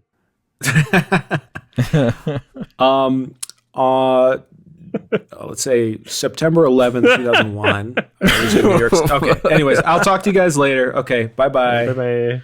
okay, bye. Coward. Damn. We lost a pretty. It's just us, the Uglies left. Whatever. Yeah, we were like pretty. I don't know how much we were going to talk about Uglies anyway. Yeah, I felt like we're getting there. Like we got to the cure. Like, what the fuck else is there? We talked about what the movie is and why it's funny. Yeah. I didn't even take notes for it. I was just kind of enjoying myself. There's not really that much you need to remember. It's pretty simple. Yeah, exceptionally simple. Yeah, I guess it's just the cliffhanger element, which I guess was like, yep, ready for the next part of the story. We're gonna get him with this one. She's gonna get prettied. She's gonna get the gold eyes, which she's been building up this whole movie. And then she looks at the camera, and then we get credits, and I'm like, okay, bullshit. I love it when they look at the camera. And I could see that coming too. I'm like, I looked at the runtime. I'm like, there's no way they're gonna wrap this up like in 10 minutes. Like, prepare for this to be an unsatisfying cliffhanger. Yeah, it felt really weirdly paced with that kind of stuff. It was just like flinging out all these random ideas, just moved in such a strange way, and it's not even long. Like, it's under 2 hours. Feels short and long at the same time. It's a weird liminal kind of film. Short it's like and out long. of its time, out of its mind. Yeah, You could call it schlong. it's a schlong type movie. It's an ugly and schlong type movie. Yeah, what's the series called? Does it go like from Uglies to Fuglies to like what's Uglies 2? That's a good question. I didn't look up anything about the book. Was it literally also just called Uglies? Super Uglies? This is the Or is it like Uglies the Reckoning or some shit? novel series by Scott Westerfield. Oh, here we go. Uglies, Pretties, Specials, Extra. Wait, is that the books or those? Yeah, those are the books. Oh, so the first one's Uglies, the second one is Pretties. Pretties. Because I guess she becomes pretty at the Yeah. end, right? So then she becomes a pretty. Specials. And then you have a fourth book named Extras, which just seems insane. Extras. Is that like a spin-off something? Yeah, because they kept using all the like cringy terminology that like is such a delicate game with these post-apocalyptic movies where it can be so cool or so lame. They keep saying like, I'm a rusty. The Rusty was funny. Yeah. You don't want to be a rusty. It's like, what are you talking about? This is so lame. When they go to music class, they play the rusty trombone. It's so true. Do you ever think that like young adult novelists get into the profession because they look down on it and think I could do that? Or like a going where the money is type thing. Well, it's like writing a book, but for idiots. Like literally, that's what the premise is. You can get more past the goalie. Yeah. You're like, I could try to write a story, or I could write a story for dumb shits. There are people that do that well. Like I feel like Michael Morpurgo does that well. Who's that? Finds just a writer kind of aiming at younger kind of audiences. What they write? Christ, I think they wrote like Warhorse. Oh shit, a Spielberg. Yeah, I never actually saw that movie, but Mhm. I like a lot of the books. Yeah, it's just so like, why would you do this now? I guess we're gonna get a whole franchise of this. I don't even know anymore. Like everyone wants everything. It could be something called Uglies and come out in 2000 5, and it's still going to be this huge Netflix thing. So what do I know?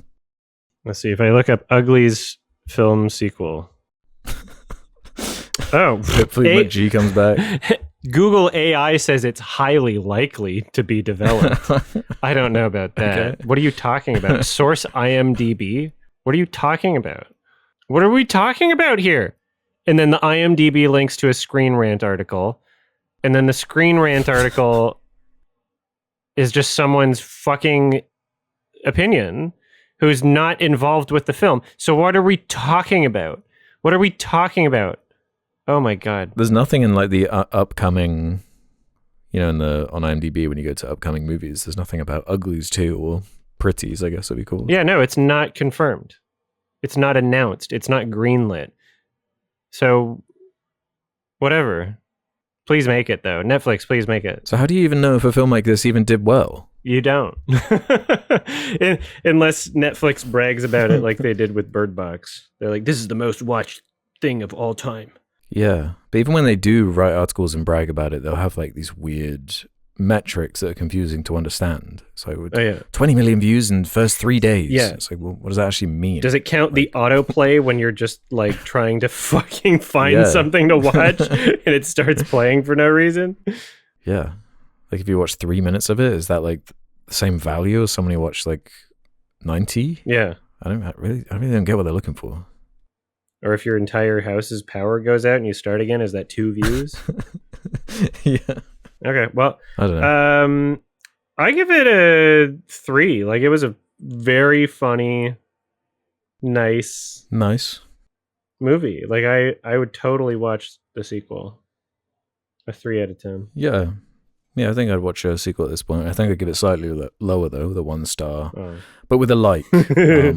Plenty of laughs, all in ways unintended. Hideous film, but I guess unique in its own way. The threat of yassification is just, wow, not seen that before quite like this. So fair play, McG. I've always looked at his account on like IMDb and like, what is this dude's story? Why are you named that? Like, you don't just go by McG without having some kind of like story behind that, Who is McG? Yeah, make a movie about that. Why is his name that? Okay, so his real full name, Joseph McGinty Nickel. So McG comes from the McGinty. McGinty. So I would also change my name. Wait, he was born in Kalamazoo, Michigan. Is that like a Kalamazoo? It might be a fake place. McGinty from Kalamazoo. It sounds like a fairy tale like character. Wow, it's like in a shit part of Michigan. Cool. Nice one, McG. Do you know how difficult when I was doing my fucking road trip from Atlanta to Vancouver, driving all my shit back, do you know how difficult it was to find places that didn't have incredibly high car break-in rates? Like, you just had to give up and be like, okay, we're parking the U-Haul against the side of a building, and I bought a fucking trail cam that I'm sticking in the back of it. Oh shit! I couldn't avoid that. Damn, was that bad? Oh yeah, you had to be strategic. A lot of crime. I guess question time. Yeah, let's do a handful of questions then from the Sardonicast community. Head over to the suggestion thread over on the subreddit if you want to leave questions for future episodes. Just like TC Drum did, who asks, the next Sam Mendes project, The Beatles, a 4-film cinematic event, has a new update.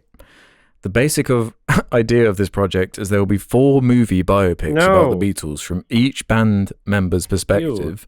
Ew. Originally, the plan was to release them in theaters spread out during the year, but recently it was announced all 4 movies would be released the same day, April 7th, 2028, as the first bingeable theatrical experience. We don't know how long the movies are, but I imagine they won't be short. My question is, do you think this is a good idea?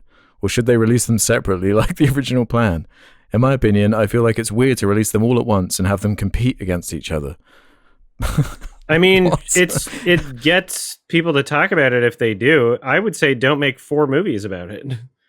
Are all of their life stories that interesting? I guess anyone's could be, really, depending on what you focus on. But like, how already a wild idea. It would be wild to release 4 movies in the same kind of like idea or grouping in 1 year, let alone on the same day. Like, I thought, I saw that this was like a rumor that was building momentum, and I guess there's some truth to it. I was just thinking, like, okay, maybe I'll just see the Ringo one. Like, that's kind of funny. Yeah, sure. But I don't know what the strategy is, because that's a lot of like investment for a low likelihood of everyone seeing 4 films like at once. You know, maybe even if they were staggered, like, I feel like that's a lot to ask of the audience. How many die-hard Beatles fans are there? Because to watch all 4, you'd have to be a die-hard Beatles fan. I think, yeah, you would have to be like the die-hard of the die-hard. Because that's... If one of them's boring, you're not watching the other 3. Yeah, what if one is like so much better than the others? Is there an order? Yeah. Is there a suggested order to watch them? We'll find out. But also, it's like, how are they going to communicate that as like a marketing plan? Are they going to be 4 different trailers? Like, imagine like all the poor people working in the staff, like selling tickets to people. Like, hey, I was trying to get to the Ringo one, but I wound up sat in the pool one. Like, what? What a nightmare! Like, what a terrible idea. Yeah, no, this is it's also Sam Mendes, so like, there's no guarantee that it's gonna be good at all. No, my assumption for these biopics based on like pop stars is usually that they're going to be kind of milquetoast and just kind of adverts for their discography, or sure, you know, like astroturfing anything interesting about like their relationships or what is cool or interesting about them. It's just, yeah, not what I'm looking for from a biopic personally, but people love them ever since Bohemian Rhapsody made. Did that make $1 billion? Because this is what we got, thanks to shit like that. Yeah. And I guess this year's one is Michael, which you mocked in your Fools. It's gonna be a one that people watch. It's the king of pop. Yeah, I guess. Yeah, no, it's gonna be huge. Yeah, I hope that also has that's rumored to have some weird like marketing kind of Spider-Verse thing going on, right? Like, I hope there's some truth to that. Oh yeah, there'll be a second movie. Well, if the first one's called Michael, then the second one has to be called Jackson. Shit, yeah, I didn't even consider that. Damn. They're geniuses over there with these biopics. They know what the people want. Sure, I guess. I don't know. Ugh. Release the second film on the same day, but as a surprise. Yeah. No one could plan for it. Are you much of a Beatles guy? You a Beatles head?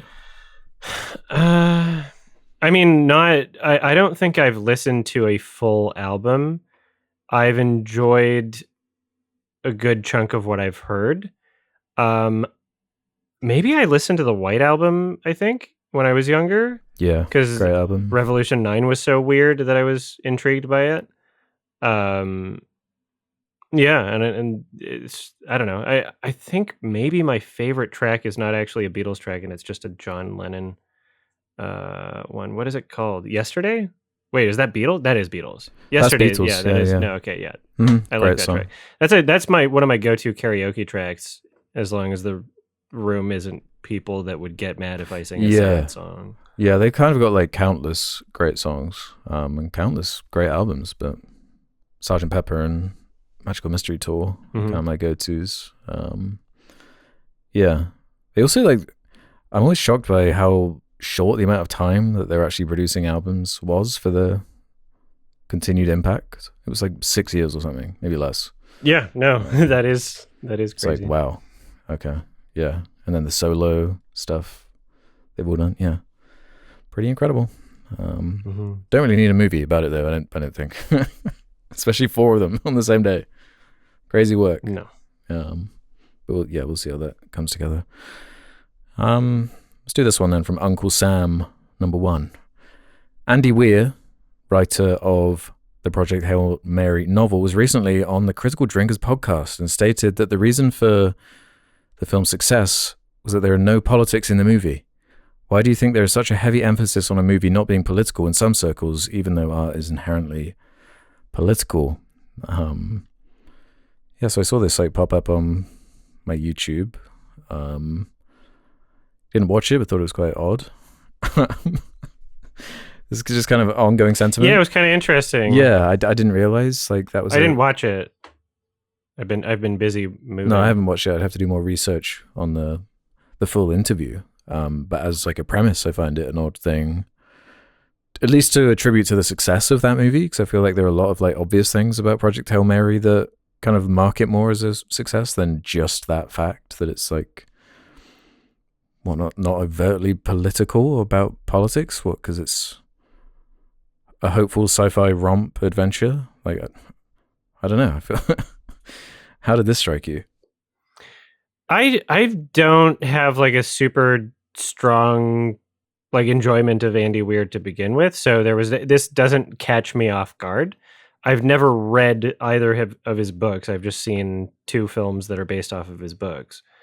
Yeah, same. And so I don't know how closely it relates to the books, I guess. From what I've heard, the books feel similar, and that it is more or less just this jokey sort of buddy, alien friend, bad jokes or whatever. That's what the book is too, with I guess just enough science stuff. Yeah, a bit broader, a bit friendlier.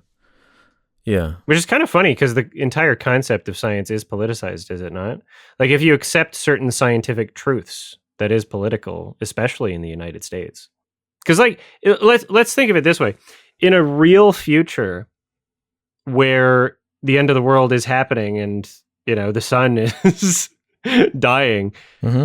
in the United States of America, there would be an equal contrarian pushback against acknowledging that that's happening, right? Just kind of that. That's literally what would happen. So if let's say you're only concerned about accuracy, then you would have to include a little bit of politics, right? Unless your strat is just ignore that that's happening. Space programs are inherently political, right? True, yeah. I don't really know what that's trying to get at. What point is even being made by that comment, really? I just feel like there's so many other reasons that it's found success the way it has, I'm pulling up the fucking quote. Because he made a commentary on Star Trek and said some weird shit about it. I'm just gonna... Oh, yeah, I did. I saw some headlines about that, yeah. Oh. Is this just a confirmation bias type thing, do you think? What do you mean? Where it's yeah, of course it's done well because of this thing that I think is the reason that everything does or doesn't do well. Yeah, I mean, Barbie did well. Barbie did really, really well. I think the average person is not thinking about whether or not a movie is political, and they just watch what they enjoy, and what they enjoy is fucking the buddy space thing. And if the Ryan Gosling, what was it called again? Project Hail Mary. If that movie was political, it would have done just as well, right? It's insane to think oh yeah, if the movie took a stance on global warming for a minute or less or something, right? As if that would have tanked it in the box office. Oh yeah, the entire success of this film is because it avoided politics, which is, I don't know. It's a silly thing to say. Yeah, because if you just apply that, if you were saying that about Iron Lung, it's well, yeah, okay, it made loads of money, I guess. Is that the reason why? No, what was it? So in the quote from, I guess, Critical Drinkers podcast here, quote, and here's another thing. I pitched a Star Trek show to Paramount, and I was in Zoom with the showrunners with all the TV shows and spent a lot of time talking to executive producer Alex Kurzman. Weir continued, I don't like a lot of the new Star Trek. He as a person is a really nice guy, but at the same time, those shows are shit. He is a nice guy. And then March 30th, Reed posted an apology to Kurtzman via Facebook. Open letter to Alex Kurtzman. Hey, Alex, Andy Weir here. I'm posting to apologize about stuff I said on the Critical Drinker podcast. Oh my god! I feel like my quotes were taken out of context as salacious sound bites. I hope you saw the other parts where I said how much I like you as a person and what a nice guy you are. Also, how I like SNW and LD.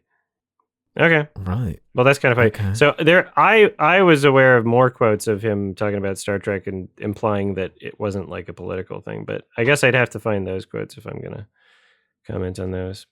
That's what I was trying to find. Yeah. I'm no Star Trek guy. Yeah. So weird.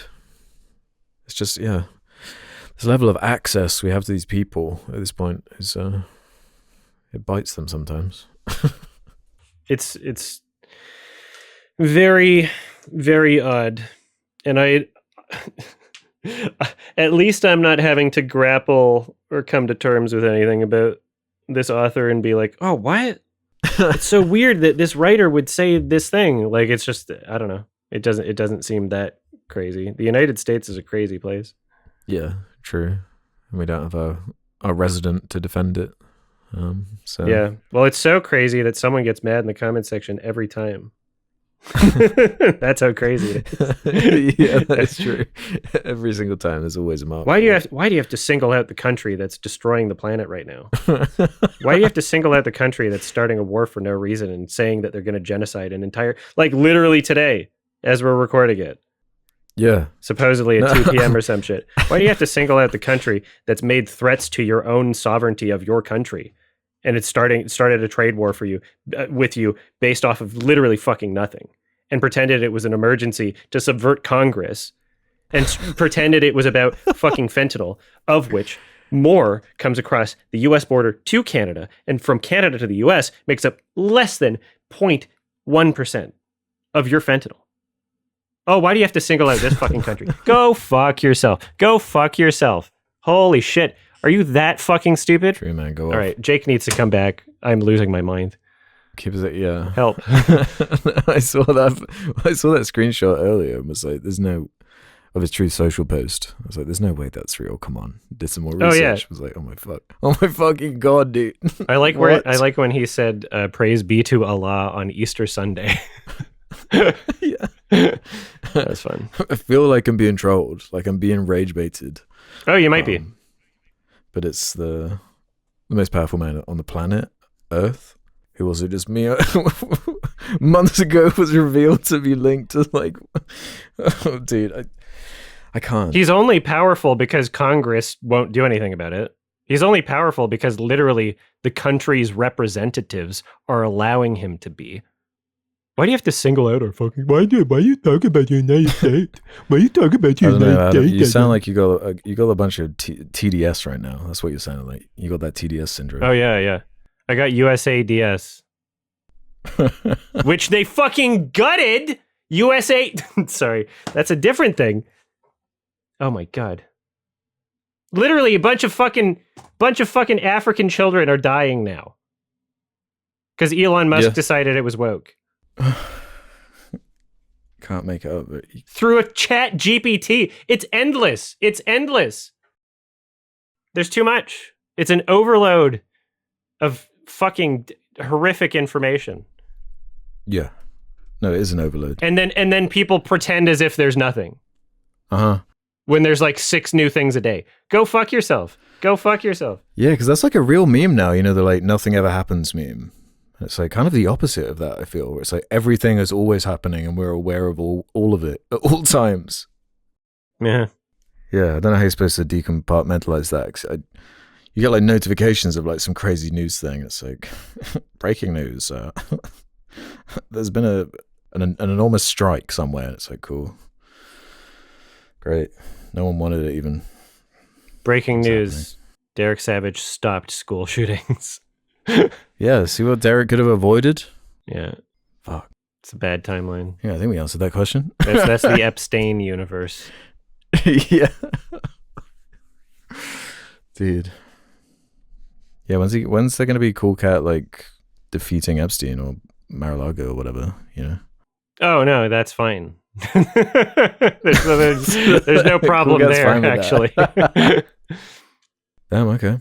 Well, in equally cheery news, Butter467 has one for us. What are your thoughts on the upcoming Escape from Tomorrow sequel called Return from Tomorrow, where they didn't even bother to shoot at Disney World this time and is being described as a Lynchian-style film, while also having a plot description that reads like a 13-year-old who thinks Disney being edgy equals funny? Do you know anything about this? Is it fucking Randy Moore again? Let's find out. Return from Tomorrow. Yeah, I'm gonna, because he hasn't really done anything since. Okay, 2026. I guess I'll watch list it. Where is it? Is it premiering somewhere? Let's find out. Is it okay? Florida Film Festival, April 11th. So that's in 4 days. So I guess we'll find out based on the buzz. Yeah, I don't know. I don't know anything about this. Udo's in it. The description's weird. A paranoid conspiracy thriller about a man who thinks his wife doesn't love him and his hero, Davy Crockett. Well, I just wanted to know, after him directing Escape from Tomorrow, I just wanted to know if he was able to make a real movie after. So I guess we'll find out. Yeah, 13 years later. Yeah, what's he been doing? Yeah. Yeah.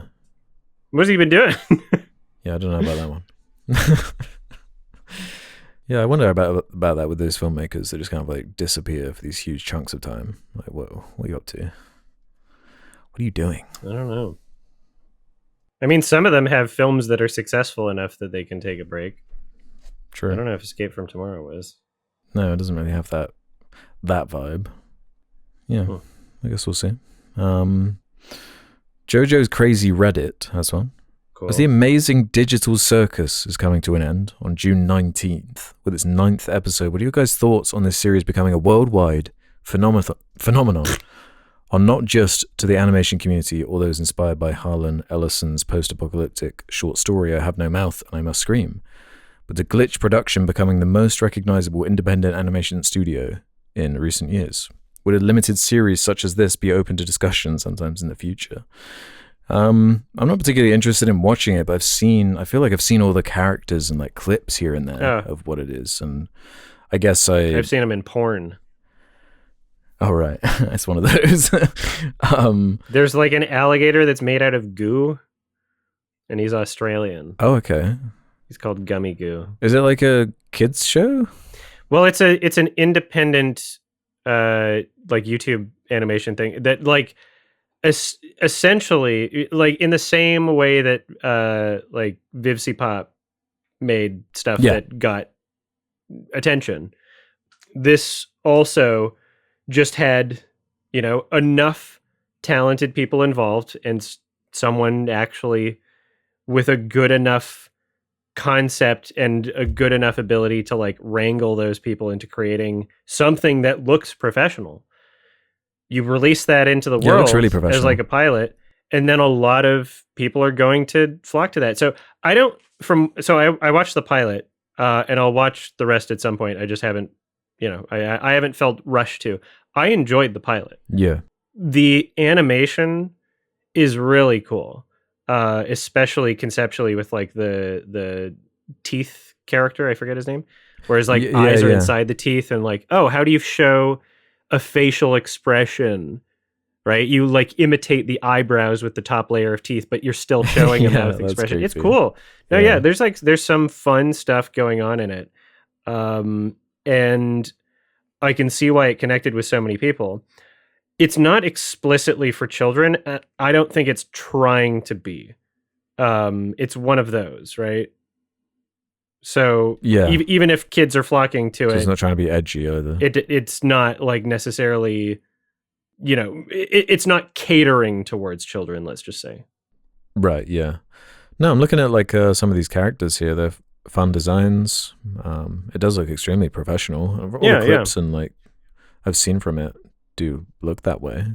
So I'm down with it existing and kind of legitimizing YouTube as a way of like launching these projects. And hell yeah, I'm seeing you can stream it on Netflix at this point. So I know, isn't that crazy? Yeah. So yeah, I've got nothing against that at all. I think that's cool. Yeah, animation seems to be one of those things. Don't know if it's really for me. Maybe I check out an episode, I guess. Sure. I think you would enjoy it. Maybe not I find maybe something to appreciate, but I don't know if I get into the whole thing. But as an avenue, I think it's really cool that it exists. Sure. The more of these, the better, I reckon.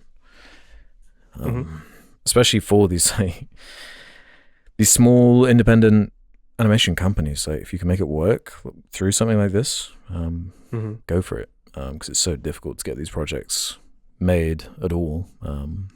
You have pretty limited options. So do what you can. Yeah. Fix My Heart 16 as well. After losing out on Harry Potter, it was reported Netflix is searching for a new adaptation to become their next big franchise series, whether it be a book series, a video game series. What do you think has potential to be a great television series if adapted well? Man. Uglies. Not many things I didn't trust Netflix with. Yeah, Uglies is a good one, but we might already get that one. That one's ahead of the curve. I don't know, like... It's getting to a point with some of these adaptations where I'm like scared to give Netflix anything. They seem to just kind of waste it. I guess people they like that One Piece show. Yeah, but like I couldn't even comment on that because I apparently it's just like accurate to the show. But then what's the point? You like show to show, 1-to-1. Yeah, I didn't really get that either.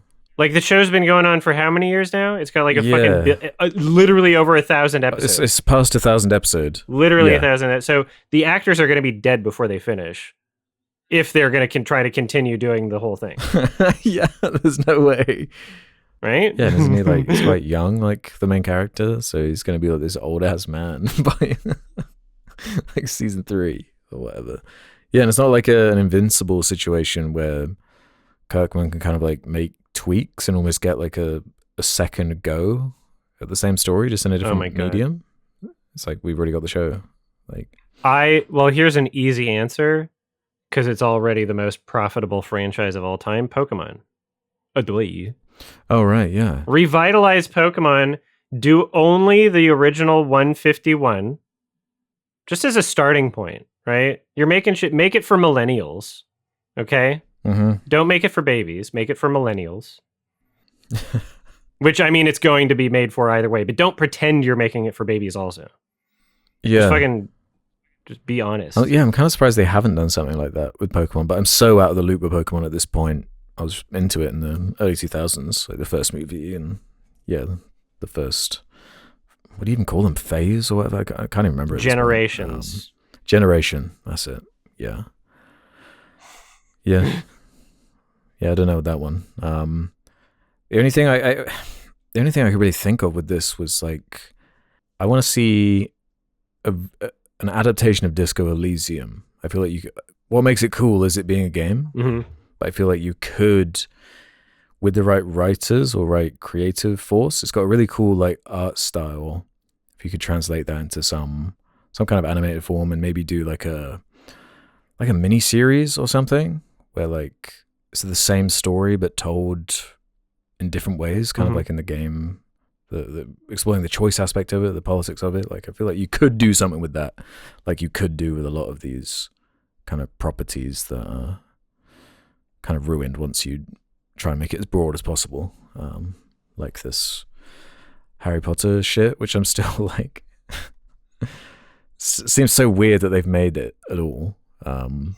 Why wouldn't they? It's probably going to be huge and do really well. Yeah, exactly. Why wouldn't they? They got theme parks to sell, they got merch to sell. Yeah.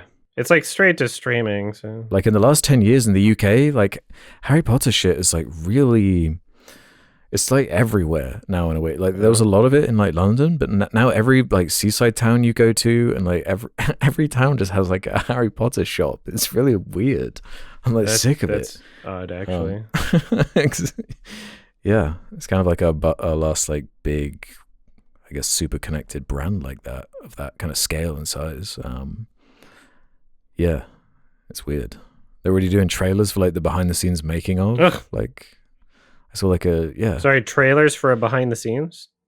Yeah. What? Yeah. It was like John Lithgow like saying like it's amazing to be part of something like this, like already playing on like nostalgia for the it's like what we're doing this the wrong way round. This like doesn't make sense. Yeah, you're already nostalgic for the thing, and I don't know, there's some decisions and like choices in that world that maybe like flew when they were adapting it the first time. How they're gonna do it now, it's gonna be funny at least, but yeah. Let's just calm down. Ban Harry Potter. Yeah, I feel like we could. Why can't we just let it go? You know, why do we have to hold on to that one? Like, just let it be its early 2000s, late 90s thing, product of its time. It's money. Because like Harry Potter's kind of like he's not like the most inspiring character. He's kind of like a nepo baby. Sure. Like everything about him is like, oh, you got the good blood. He's chosen from birth, kind of. He's like super rich, like he's like a multi-millionaire. Just like it's just given to him at the start of the book. Like I don't know about that's the Harry. fantasy. I much prefer. Yeah, it's very much that, but I much prefer like a Lord of the Rings or something more kind of timeless like that. Mm-hmm. Yeah, that was supposed to be about what we wanted adapted, and it just turned into a Harry Potter rant. But that's usually what I'm feeling, unless you're just picking some random niche thing that lets you actually do something interesting, or someone interesting is attached. Like they're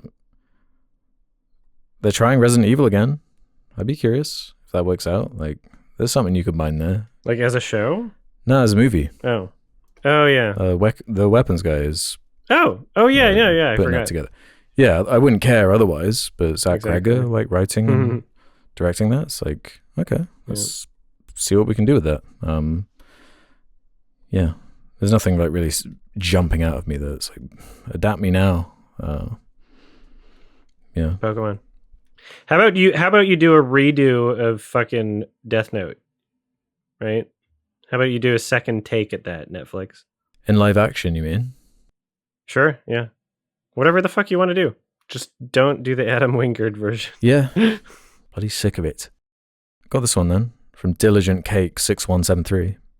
Do you ever have trouble following a movie due to mixing up or not recognizing characters' faces? It's a huge issue for me personally. The first half of Sorcerer was unintelligible for me due to all the characters being middle-aged men whose apparel. I was going to apparel spritz. Nice. And complexion changes in the first act. I kind of have the inverse issue where I'm extremely good with faces but terrible with names. So like a story like a Game of Thrones or something where it's all these names and all these families and family trees to remember. I really struggle with that until it's visualized, which is it's not as much of an issue in films. Actually, it's more like a reading thing where it's like it gets complicated fast. But do you have any like sensory things like that? Because I found before when I was watching movies without the subtitle, once I started doing that, I was picking up a lot more kind of like complexities in a script and things were just, I was memorizing them better. I was like, yeah, should have been doing this a long time before. Yeah, no, subtitles can help definitely. I found myself not as good at faces when I didn't know about actors as much. So when did I think that the last time that it happened to me, like in a significant way, where I couldn't tell the difference between two people, was like The Departed 2006. When I saw that when it was new, oh, really? I was young enough, where I was like just confusing Leo and Matt Damon. Or sorry, Matt Damon and Mark Wahlberg. I don't remember. There was just like they looked similar enough. Leo and Matt Damon. But I don't remember. Yeah, Leo and Matt Damon. I don't remember which character. Mark Wahlberg is also in the movie. I don't remember which characters I was confused. He is in there too. But there were two. There were two that were like too similar.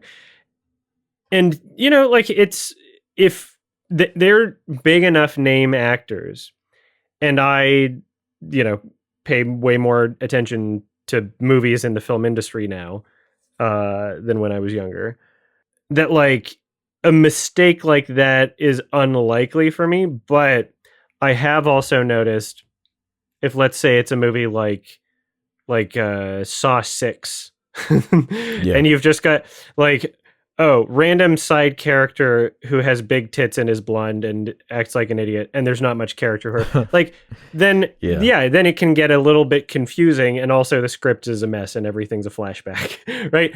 Then it's not even the viewer's fault at that point, and it comes down to mistakes being made in the production. So there's a little bit of both directions in terms of where blame can be placed, I guess.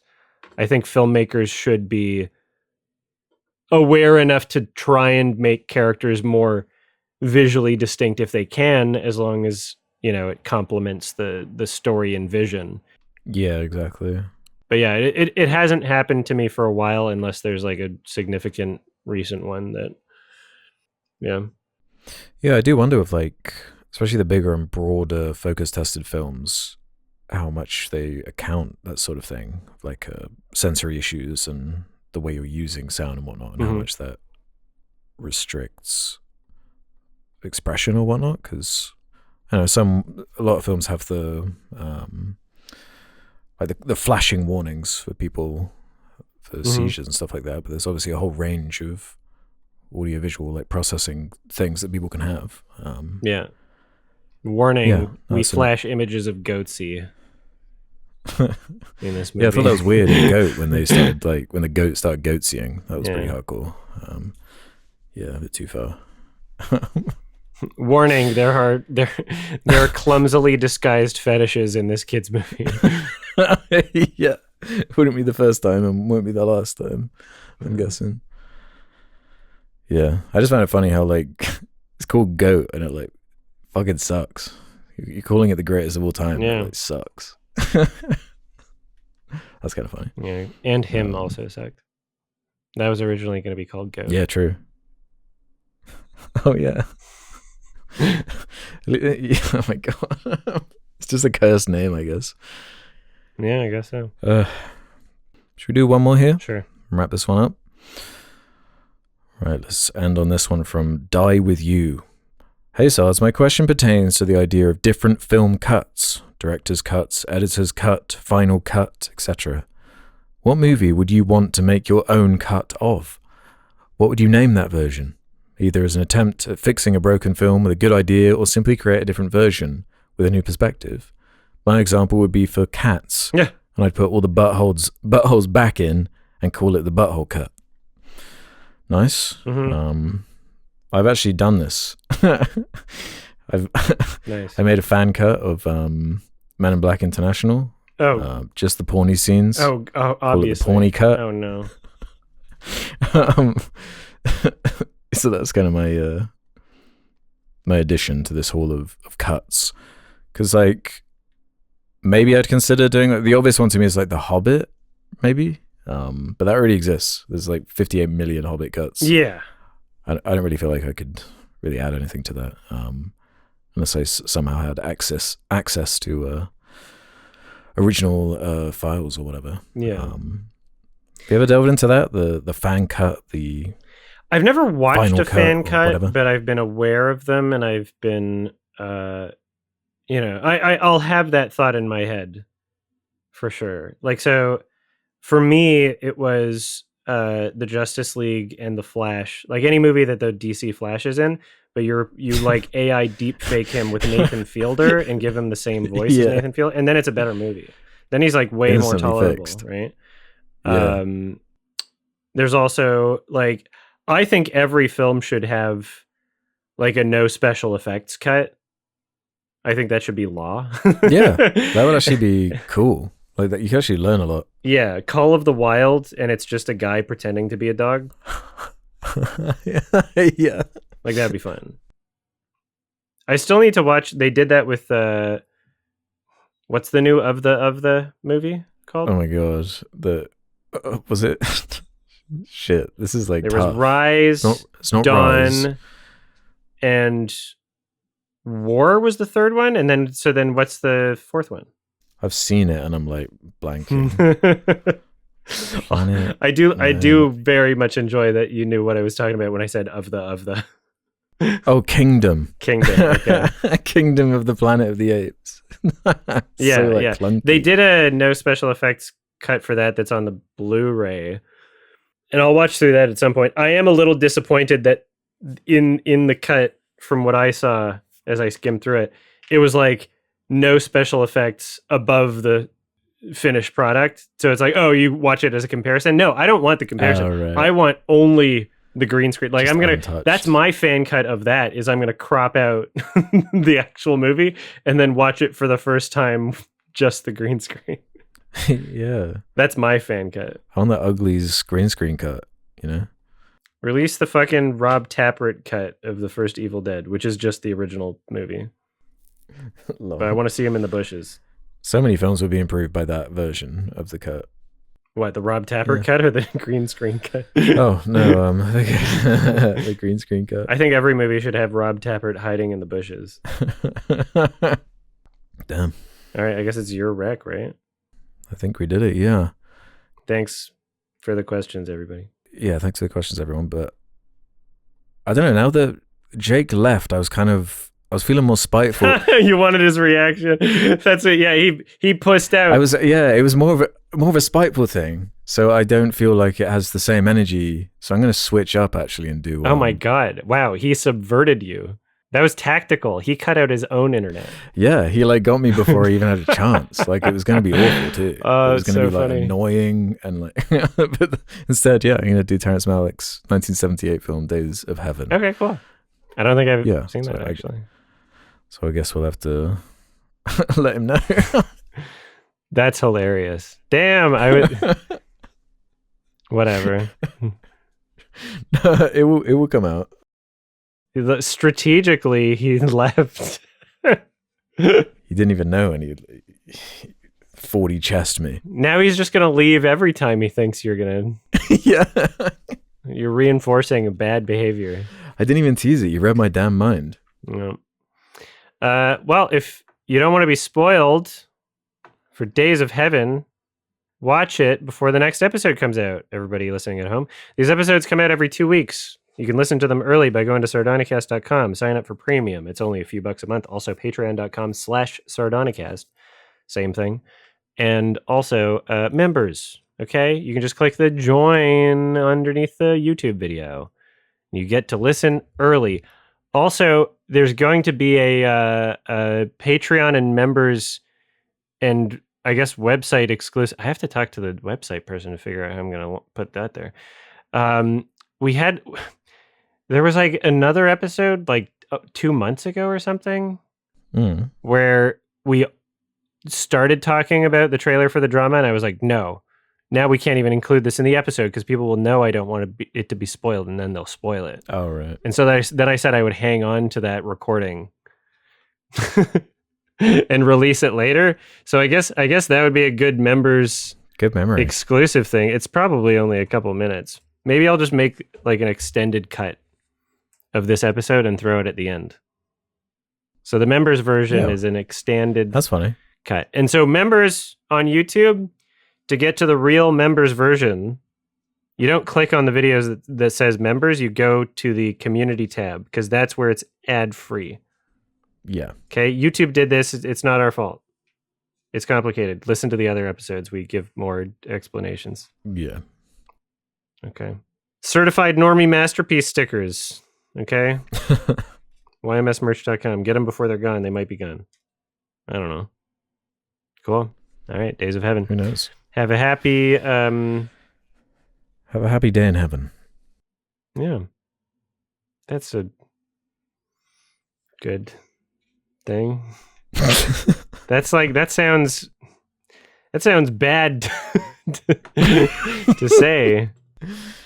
Yeah, kind of. There's something ominous about that. Yeah, especially when you say, we're only have a happy day in heaven. We're 15 minutes away from like a potential genocide if Donald Trump was talking about Pacific time. He said 2 p.m., right? Shit, fuck. I don't know what the hell's happening. Well, it's nearly 10 p.m. for me, so I'll be snuggled up in bed while the world ends. Yeah, yeah, you'd sleep through it or whatever. All right. Sorry, everybody. That was dark. On that note, yeah, sorry for being down it. Have a happy fuck the planet everybody. Bye. Happy Shrek Planet. Bye. Bye.